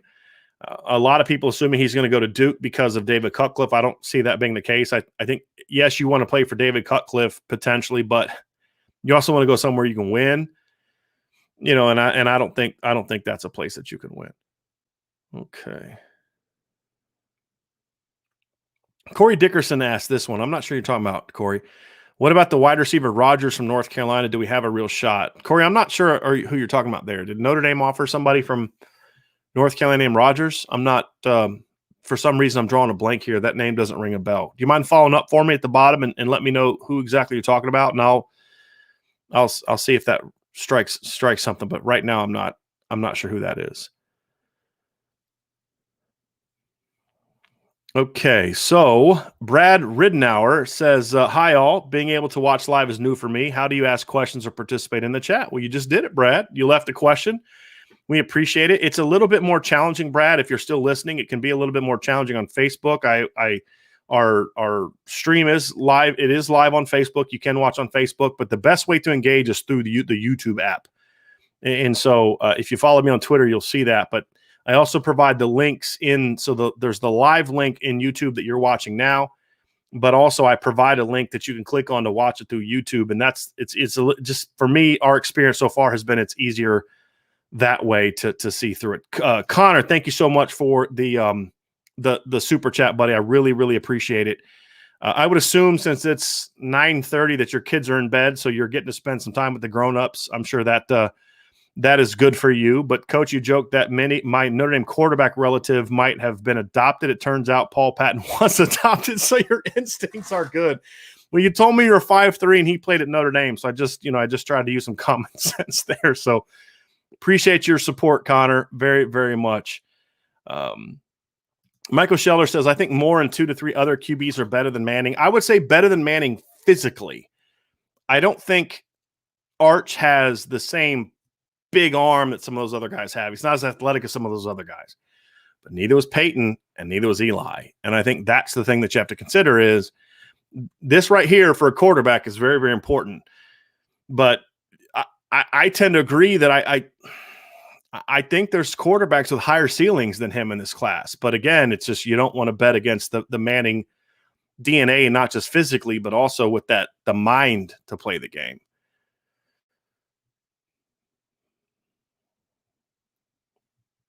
Let's see here. Let's get to some more questions. Michael says Nico throws the ball effortlessly. He really does. He has a great arm. Christopher, I don't know if Dante Moore has a private quarterbacks coach. I would imagine he does. Most guys do. Frank Sabino joined the show tonight. Great stuff, Coach D. Thank you, Frank, for being in the show. Michael Scheller says I would be ecstatic if Notre Dame landed another Nico. Yeah, I get it. And look, Dante Moore's my top guy, but right now, just on what I see right now, if Notre Dame landed Dante Moore, Arch Manning, Nico Iamaliava, Ricky Collins, just right off top, right there, if they land either one of those guys, I'd be thrilled. There's some other guys like Jaden Rashada, Braden Dorman, Tad Hudson, Javance Taputo Johnson, guys Jackson Arnold that I'd want to see them sort of this summer. I'd want to see them into the fall. But they have ceilings that I really like. But the 4 guys for me, Dante, Arch, Nico, and Ricky Collins, if Notre Dame got one of those 4 guys, I'd be pretty happy. I'd be pretty happy. Let's see here. Jordan Schreiber, this is my favorite show yet. Appreciate that very much. Can you do this type of deep dive on other positions and also let us know their current and future grades of everyone you highlight? So the reason I didn't do grades tonight is because I haven't done grades yet on the sophomores. I've broken down their film. I've taken my notes of things I like, I don't like, but I haven't done grades yet. I don't often do grades for sophomores. But that's what I wanted to kind of find out from everybody. So Jordan gives the thumbs up. But, these are things that you like to do on some of these recruiting shows is to let's dive into the film. Let's take maybe the top 5 running backs or the top 5 receivers on the board and dive into their film and talking about them. If we're doing 22 positions, then we could certainly do that because the 22 players I definitely have ranked. So we could kind of go through it. Here's my ranking of them. Here's their grade and those type of things. If y'all would like that, let me know because I'm doing the big boards anyway for the website. it'd be easy for me to take them and translate them into videos. I just don't know if that's the kind of, I don't know if there's an appetite for non-quarterback discussion. So if y'all let me know if it's something you're interested in, I'd love to do it, because you guys know me. I like to get real nerdy when it comes to watching film and stuff. Dylan Riggins asked, Brian, if you had a quarterback with average traits across the board, then had an option to make a trait elite, what trait would be most valuable to you? So Dylan, I'm going to give you two answers, because it depends on what you're asking. If you're asking for a pure physical trait, it would be a really live, loose arm, a guy that's got a really quick, smooth release, that he's got a lot of zip, because then I could teach some other things to allow you to take advantage of that. If you're looking for any overall trait that includes the mental part, to me, I think you just look at Mac Jones. If you give me an average talent that is just really smart and has just that great anticipation and timing and accuracy, which to me all kind of goes hand in hand, I would take that. And that's why I love Drew Pine. That's why I think Notre Dame fans are really some get it. But if Tyler Buchner doesn't pan out and Drew Pine is Notre Dame starting quarterback, I'm good with that. I mean, I'm not happy that Tyler Buchner doesn't pan out, but I mean, if Drew's the quarterback, I'm good with that, because no, he's not the biggest guy. He doesn't have the biggest arm, but the kid is wicked smart. He processes information really well, and he's a guy that could maybe be a Mac Jones type of player. And I'd rather have, if I could choose, I'd rather have a Trevor Lawrence who has that elite physical tools. But if I can only have a guy that has the elite mind, I can win with that, the way that Notre Dame should be able to recruit other positions. Brandon asks, this is a good question. Brandon asks, you think Notre Dame may take two quarterbacks in 23, perhaps a Moore-Collins combo? I don't see that. I don't see Notre Dame doing that. I think they'd like to kind of do the one a year. I think if there are some situations where you lose some guys, then maybe they could do that. But the plan right now, from what I understand, is to just take one quarterback.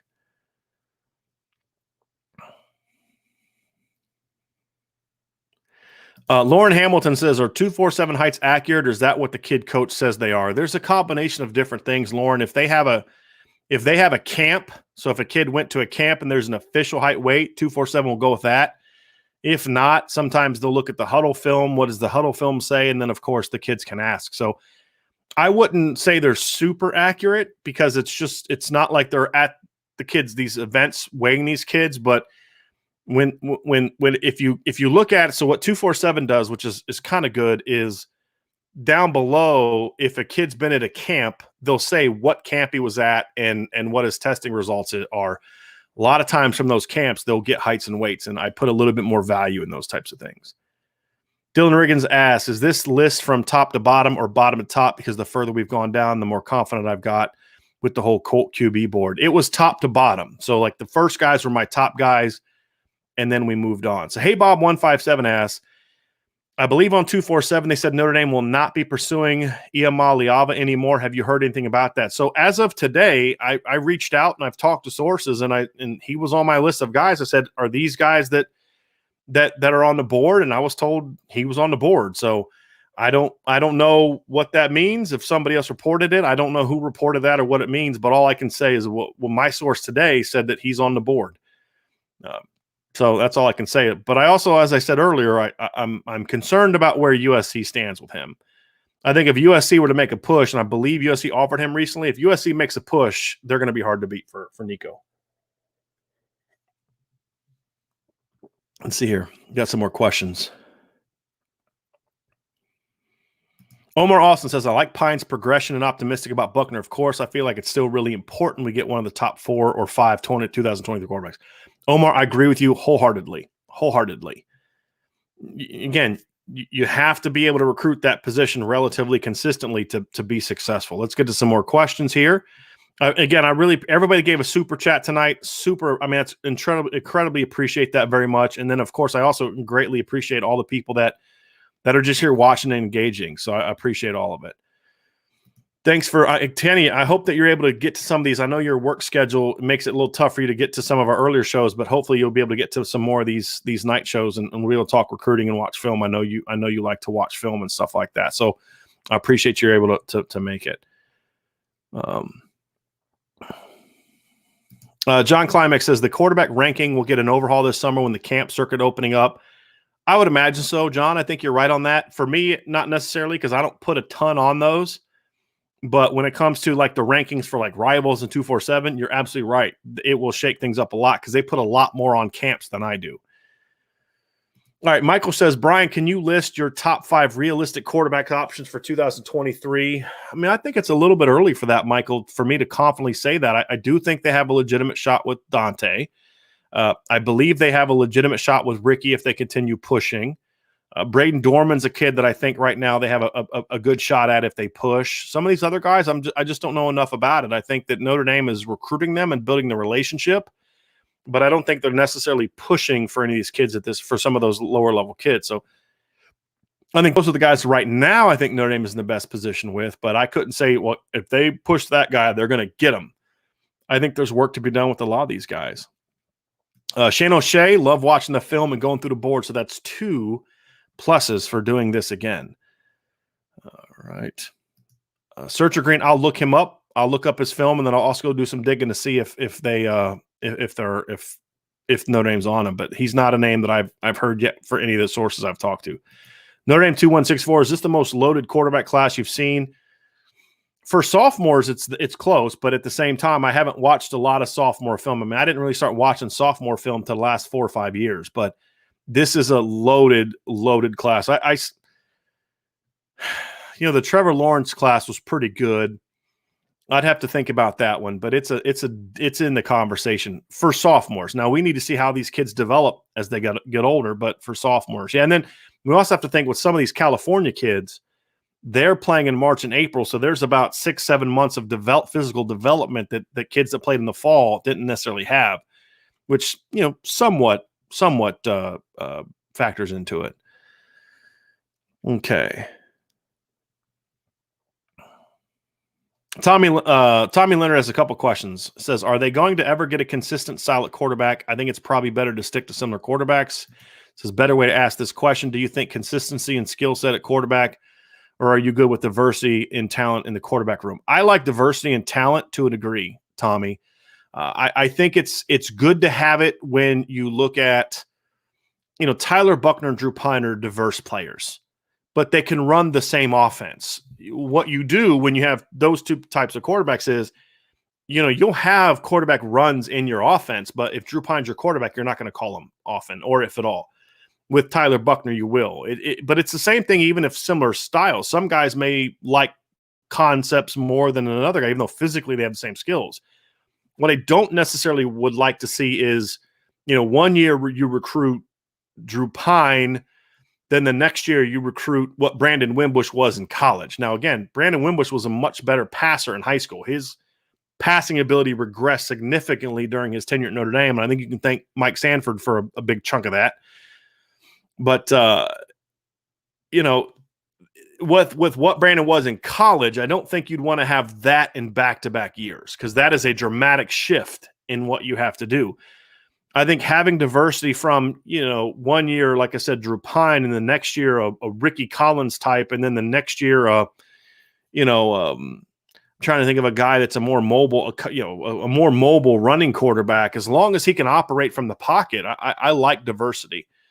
I really do. I just think it's more about finding guys that can execute your offense effectively and be playmakers, whether it's with their arm or whether it's with their legs or a combination of both. D. Beasy, morning coach, just wanted to what's up? Great chat. Thank you. And so, yeah, because you're over on the other side. So, yes, good way to kick off the morning with some quarterback talk. So thank you so much for being a part of it.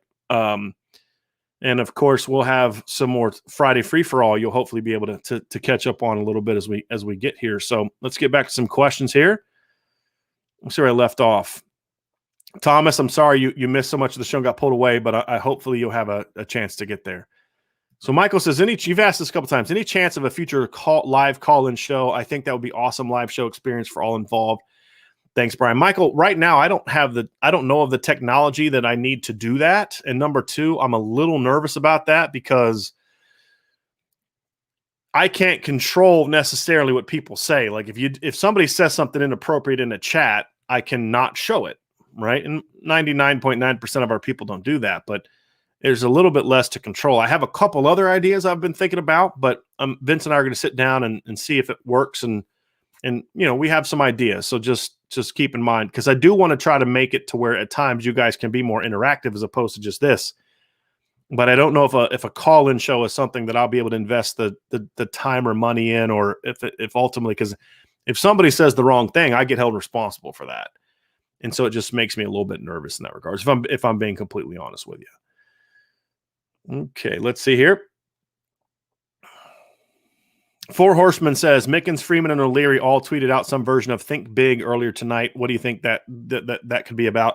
I think it's just about continued push from the Notre Dame coaching staff in regards to just this social push. There are some guys that I think Notre Dame is trying to close on.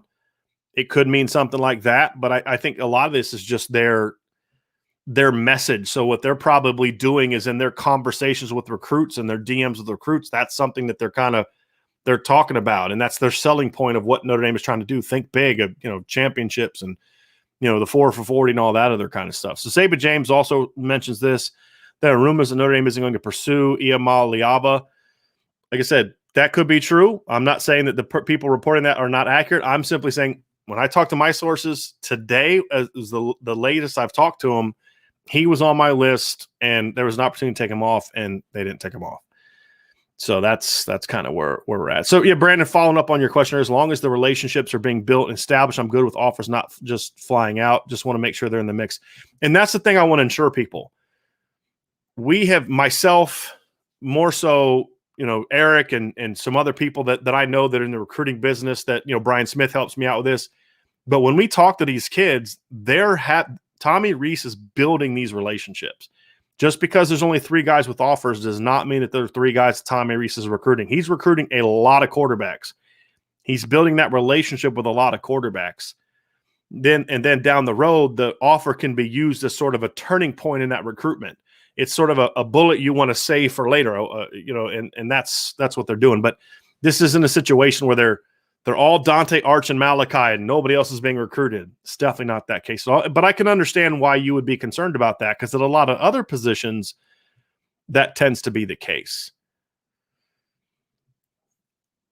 So Michael Morris asks, why does it seem Notre Dame wants their quarterbacks to commit early instead of, I'm saying, waiting? Michael, I think for me, it's a situation, instead of being more patient, for me, Michael, it's about quarterbacks are often not just leaders of your football team, but they're often leaders of your recruiting class. Phil Jerkovic was a leader of his recruiting class. Ian Book was a guy that kind of came on a little later, so it's a little harder for him to be that leader. But, Phil committed early so he could lead. Drew Pine committed early. He became a leader of that class, and he could recruit. Tyler Buckner, very similar situation. So it's number one, it's about that. But number two is they identify their guy, and they just want to get him. And the longer that a guy is uncommitted, the easier it is for other schools to get involved. So I think those are really the twofold thing of why they have kind of gotten on there. I'm starting to like Collins a lot more after seeing his film. Brandon says that. And me too. Again, raw, but I love his talent. I really love his talent. John A1 says, in modern college football, how many scholarship quarterbacks should be on the roster at one time to compete in the present while developing the future? To me, you want minimum 3, maximum 4. And the only way I'd go to 5 is if one of those kids was potentially someone who could move to another position. I think it is hard for a quarterback coach to coach more than 4 guys. And it can be challenging with more than 3. I think at least 3 scholarship quarterbacks is a must. And 4 is really my ideal number, which is why I'm into the 1 a year thing. That's my preference. Thomas Walsh says, Coach, I know you're a ceiling, not ranking guy. That said, with Notre Dame's problems developing quarterbacks, do you believe Tommy Rees can develop as Kelly could not? We'll find out. We'll find out. Look, Tommy Rees just coached up a kid that he coached for all but 1 year. He just coached up a kid that was very limited talent-wise into being a 4th-round draft pick. That's pretty good resume builder. And if you're Tommy Rees, you're sitting there saying, look, I took a 6-foot quarterback that has a decent arm that was from California that we flipped from Washington State. We turned him into the winningest quarterback in Notre Dame history, second all time in attempts, completions, yards, touchdowns, and he became a 4th-round pick. Hey, Nico. Hey, Dante. What could I do with you?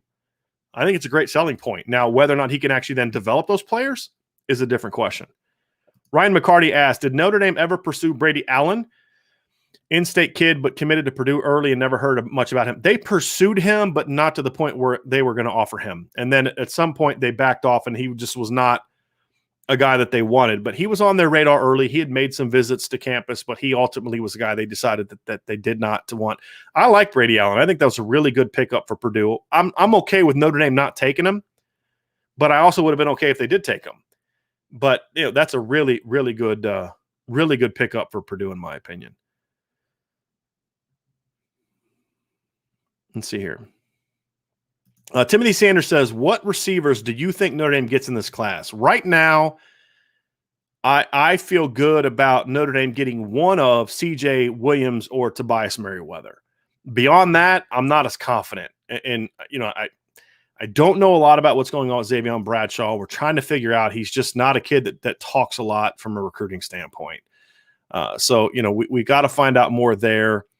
Could we see a situation in which they get both CJ and Tobias? Certainly, but it's going to be tough. But I feel like they'll at least get one of those two guys as of right now. But there's still a lot of work to be done. Jeff Fluke, my guy, what's happening? Good evening, sir. I can ask tomorrow if you don't want to attack this tonight. Do you think the new transfer portal opens up the opportunity for players to follow coaches if they accept the new job? Absolutely. Now, you have to be careful as a coach because once you leave, you can't recruit them until they're in the portal. But I certainly think you'll see some of that. You'll absolutely see some of that. All right. Chris says, I'm sorry if already discussed. I just dropped in. Why the new linebacker offer? Chris, I'm not sure who you're talking about. Do you mind telling me, dropping a note as far as who you're talking about? We've been on the show now for an hour and 42 minutes. I didn't see a new offer. So if you could let me know, I would really appreciate that. Brandon Crims is another vote. I agree. Keep doing this with other positions. Dylan says definitely a thumbs up. So looks like John Klimek, more film review for sure. This has been excellent.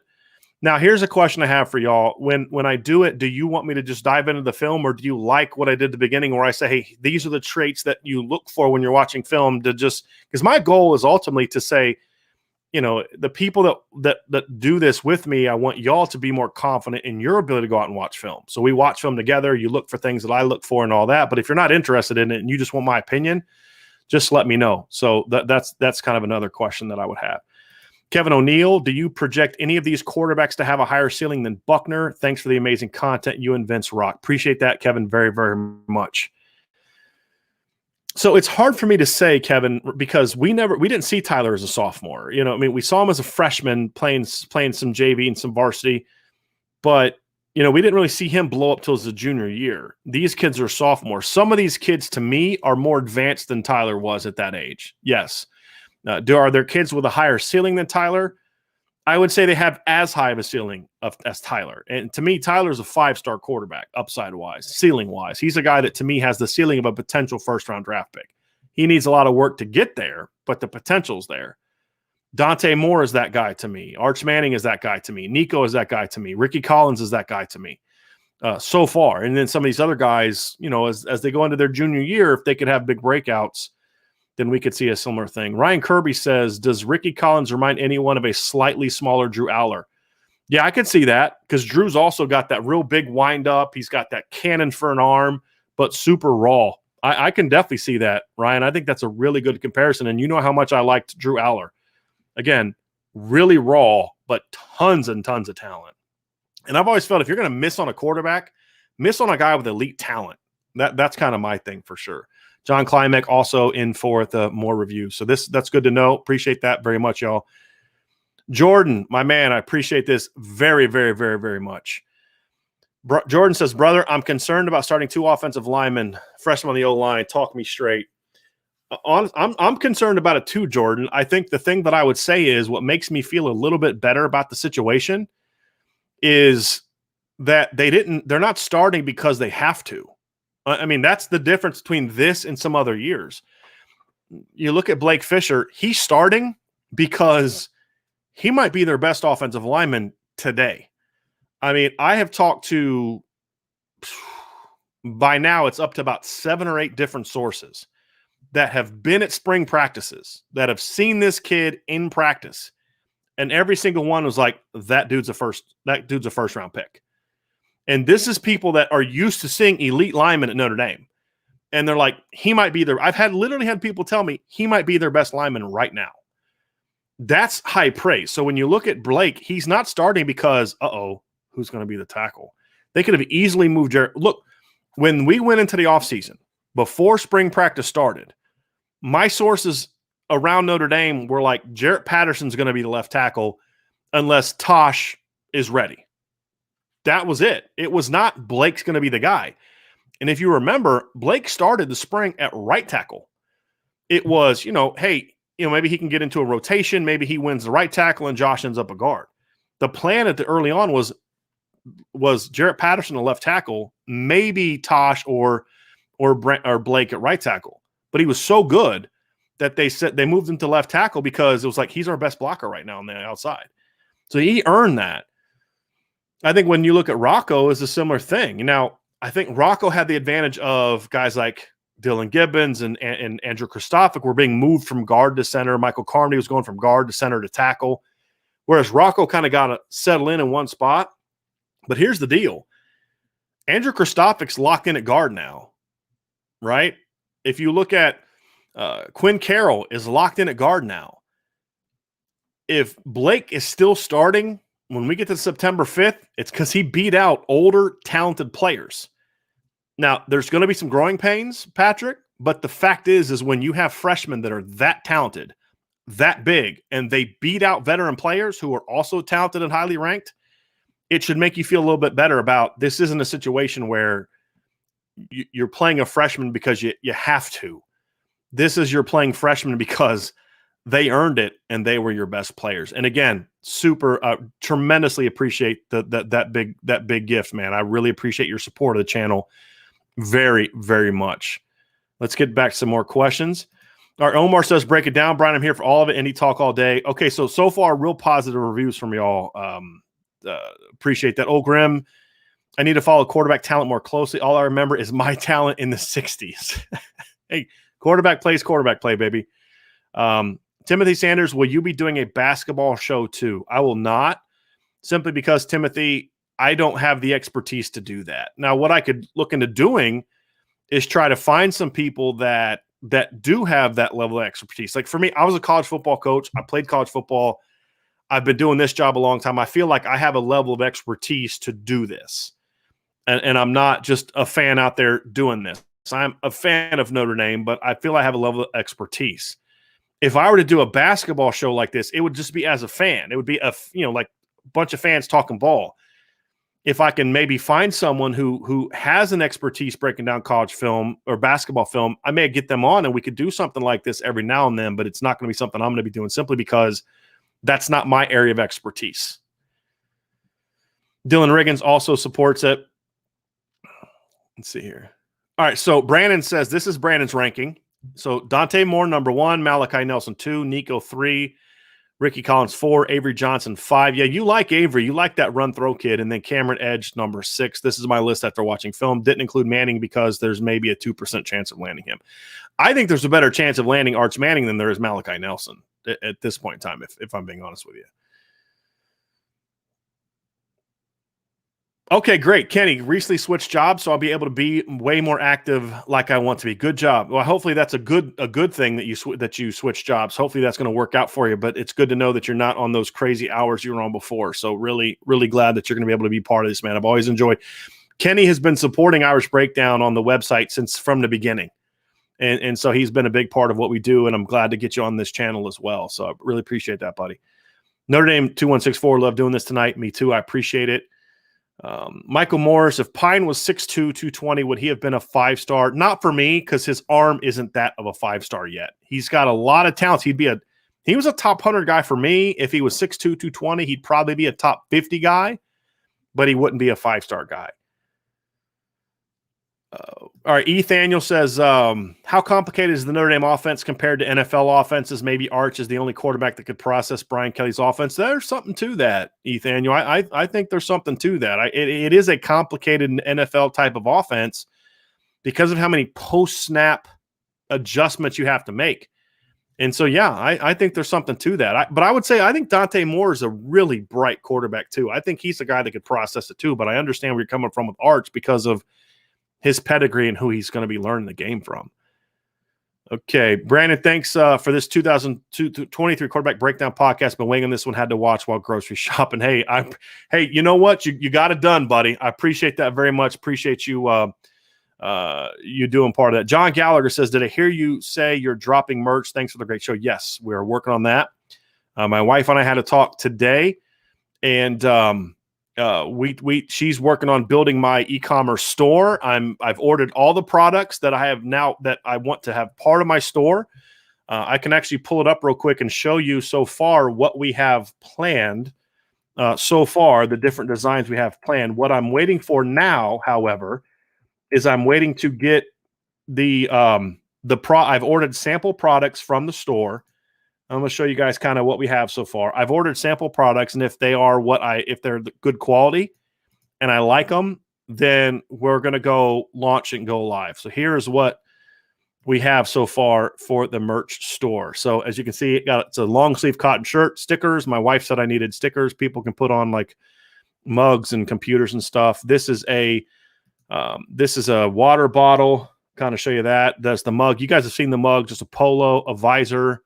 That is a fitted baseball hat. And then this is the trucker snapback, the two-tone trucker snapback. And then that also comes we have a pink version of that too, which looks really sweet for the ladies. Or if you are like pink, my dad wears a pink shirt. So this one, just to give you an idea of what this one looks like. I really like this. We got a version of it in, but I didn't like it. It was the Irish Breakdown was a wraparound, but I didn't like it. My wife redesigned it. So this is what the water bottle looks like. That's the thing to see there. So yeah, and then of course, like I said, of course we're going to have the hats.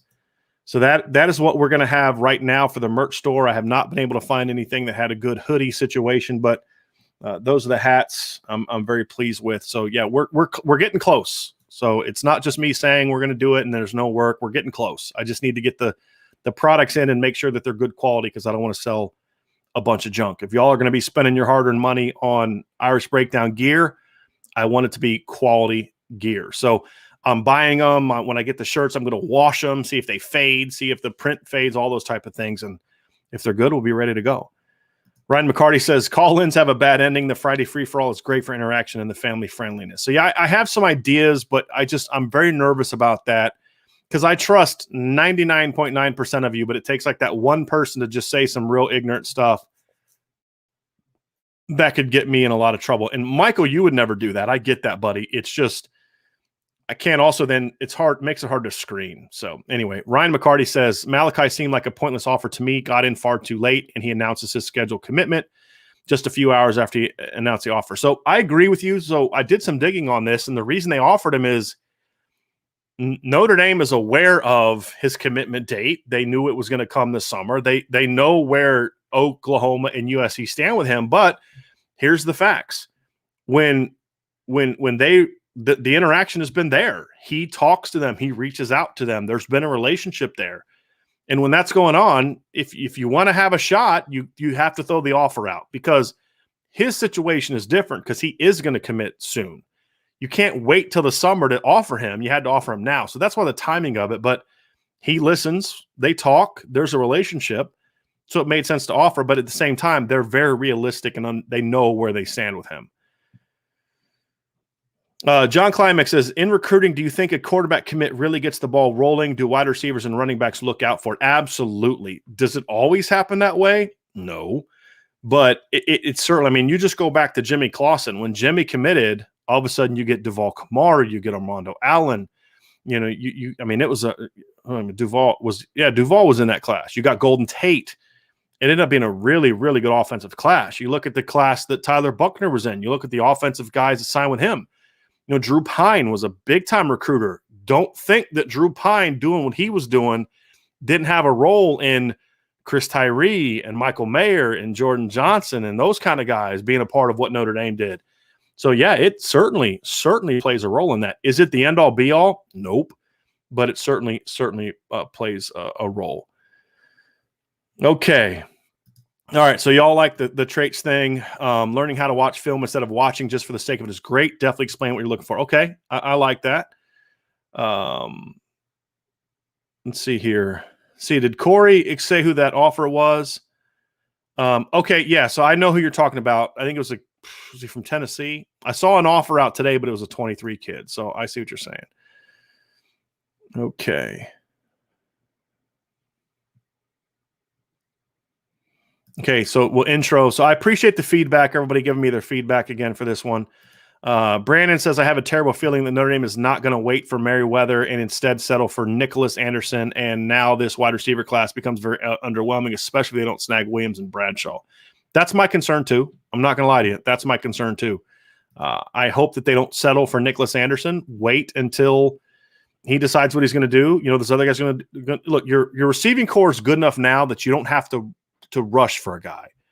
I would have taken Nicholas Anderson in this class if it meant, you know, he was the first commit. But once you took Moore and Walker, you then can't take Nicholas Anderson. And if you're a team that says we're trying to become a more explosive offense to compete with Bama and Clemson, Ohio State, you can't take a bunch of kids that those schools don't want. That's not how you close the gap, in my opinion. Ryan Kirby says Merriweather should be a take no matter what. Here's the thing about that one, Ryan, is if he does wait late, then and to Brandon's question as well, you're going to have a much better idea of what your numbers are. They're going to still stay on him. You stay on him and then you back off at the end if you don't have numbers. But I would imagine they'll stay on him and then they'll have a much better feel for where he's going to be. S says, any news on Quinn Carroll's development? He was heralded prospect, and I remember hearing good stuff about him before his knee injury. He is still, to me, recovering his quickness from that. He looked a little stiff this spring. I'm curious to see if he can gain his flexibility back when you get to the fall, but he looked a little lumbering this spring in the times that we saw him. Chris B says, what was the issue with Mike Sanford? I thought Kaiser and the offense performed well under him. So Kaiser and the offense performed well in 2015 when Mike Denbrock was running the offense. In 2016, Mike Denbrock was still the offensive coordinator, but Mike Sanford had more control or more say that year, and the offense took a dip. He also was just not a good quarterbacks coach, and you saw it with Kaiser regressed. You saw it when he went to Utah State and Jordan Love regressed. I'd watched some of the drills they were doing, and they were just pointless drills. I had no clue what they were doing. I just was not a big fan of him at all. Okay. Brandon Krim, like the way you explain and show different side of things. I've learned more watching your shows this past month than years trying to teach myself. Well, then good. I mean, we'll keep doing it. I love doing that. I really do. Tommy Leonard, any word on Clark's recovery? It's coming along. He was throwing by the end of the camp. I would imagine by fall camp, he's going to be close to 100%. If not fully there. So, but he's coming along. Okay, Jordan Schreiber, I like how you talk about traits you look for at the beginning of the show. Okay, so far it's been unanimous that people are looking for that. So that's good to know. Coach, not sure if you had scouted the 2018 quarterback class, but where would you rank the top 3 fields, Lawrence and Daniels, in the top 23? Okay, so this one is I can't. I'm not trying to duck the question. I can't answer it because of those 3 kids that you mentioned in 18, the only one that I saw as a sophomore was JT Daniels, because number one, he was at a Notre Dame camp and he was on Notre Dame's radar. I never saw Justin Fields as a sophomore. Matter of fact, Justin Fields didn't really break out until his junior year. Remember, he was originally committed to Penn State, and then he had a really big junior year. And then he fell back. 2018 was a loaded quarterback year.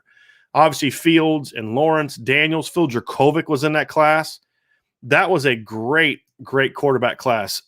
But the thing is, the only 2 quarterbacks, and you didn't mention one of them, of the 3 you mentioned, JT was the only one I saw. Of all of them, Phil Dracovic and JT were the only ones that I saw as sophomore. So it's hard for me to compare guys that were that were sophomores to guys that were juniors, if that makes sense. So it's a challenge, but some more quarterbacks from that year. Avery Johnson was in that class. I'm very high on Avery Johnson. I thought he was a talented quarterback. I'll see Justin Fields, Dorian Thompson-Robinson, who is at UCLA. I always thought he was overrated, to be completely honest with you.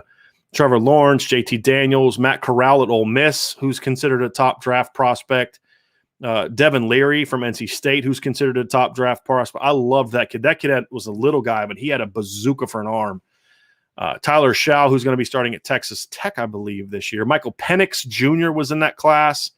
That was a really, really good quarterback class. That's probably the best quarterback class of the last 10 years, not because to be a great quarterback class, you need two things. You need, number one, you need elite players at the top.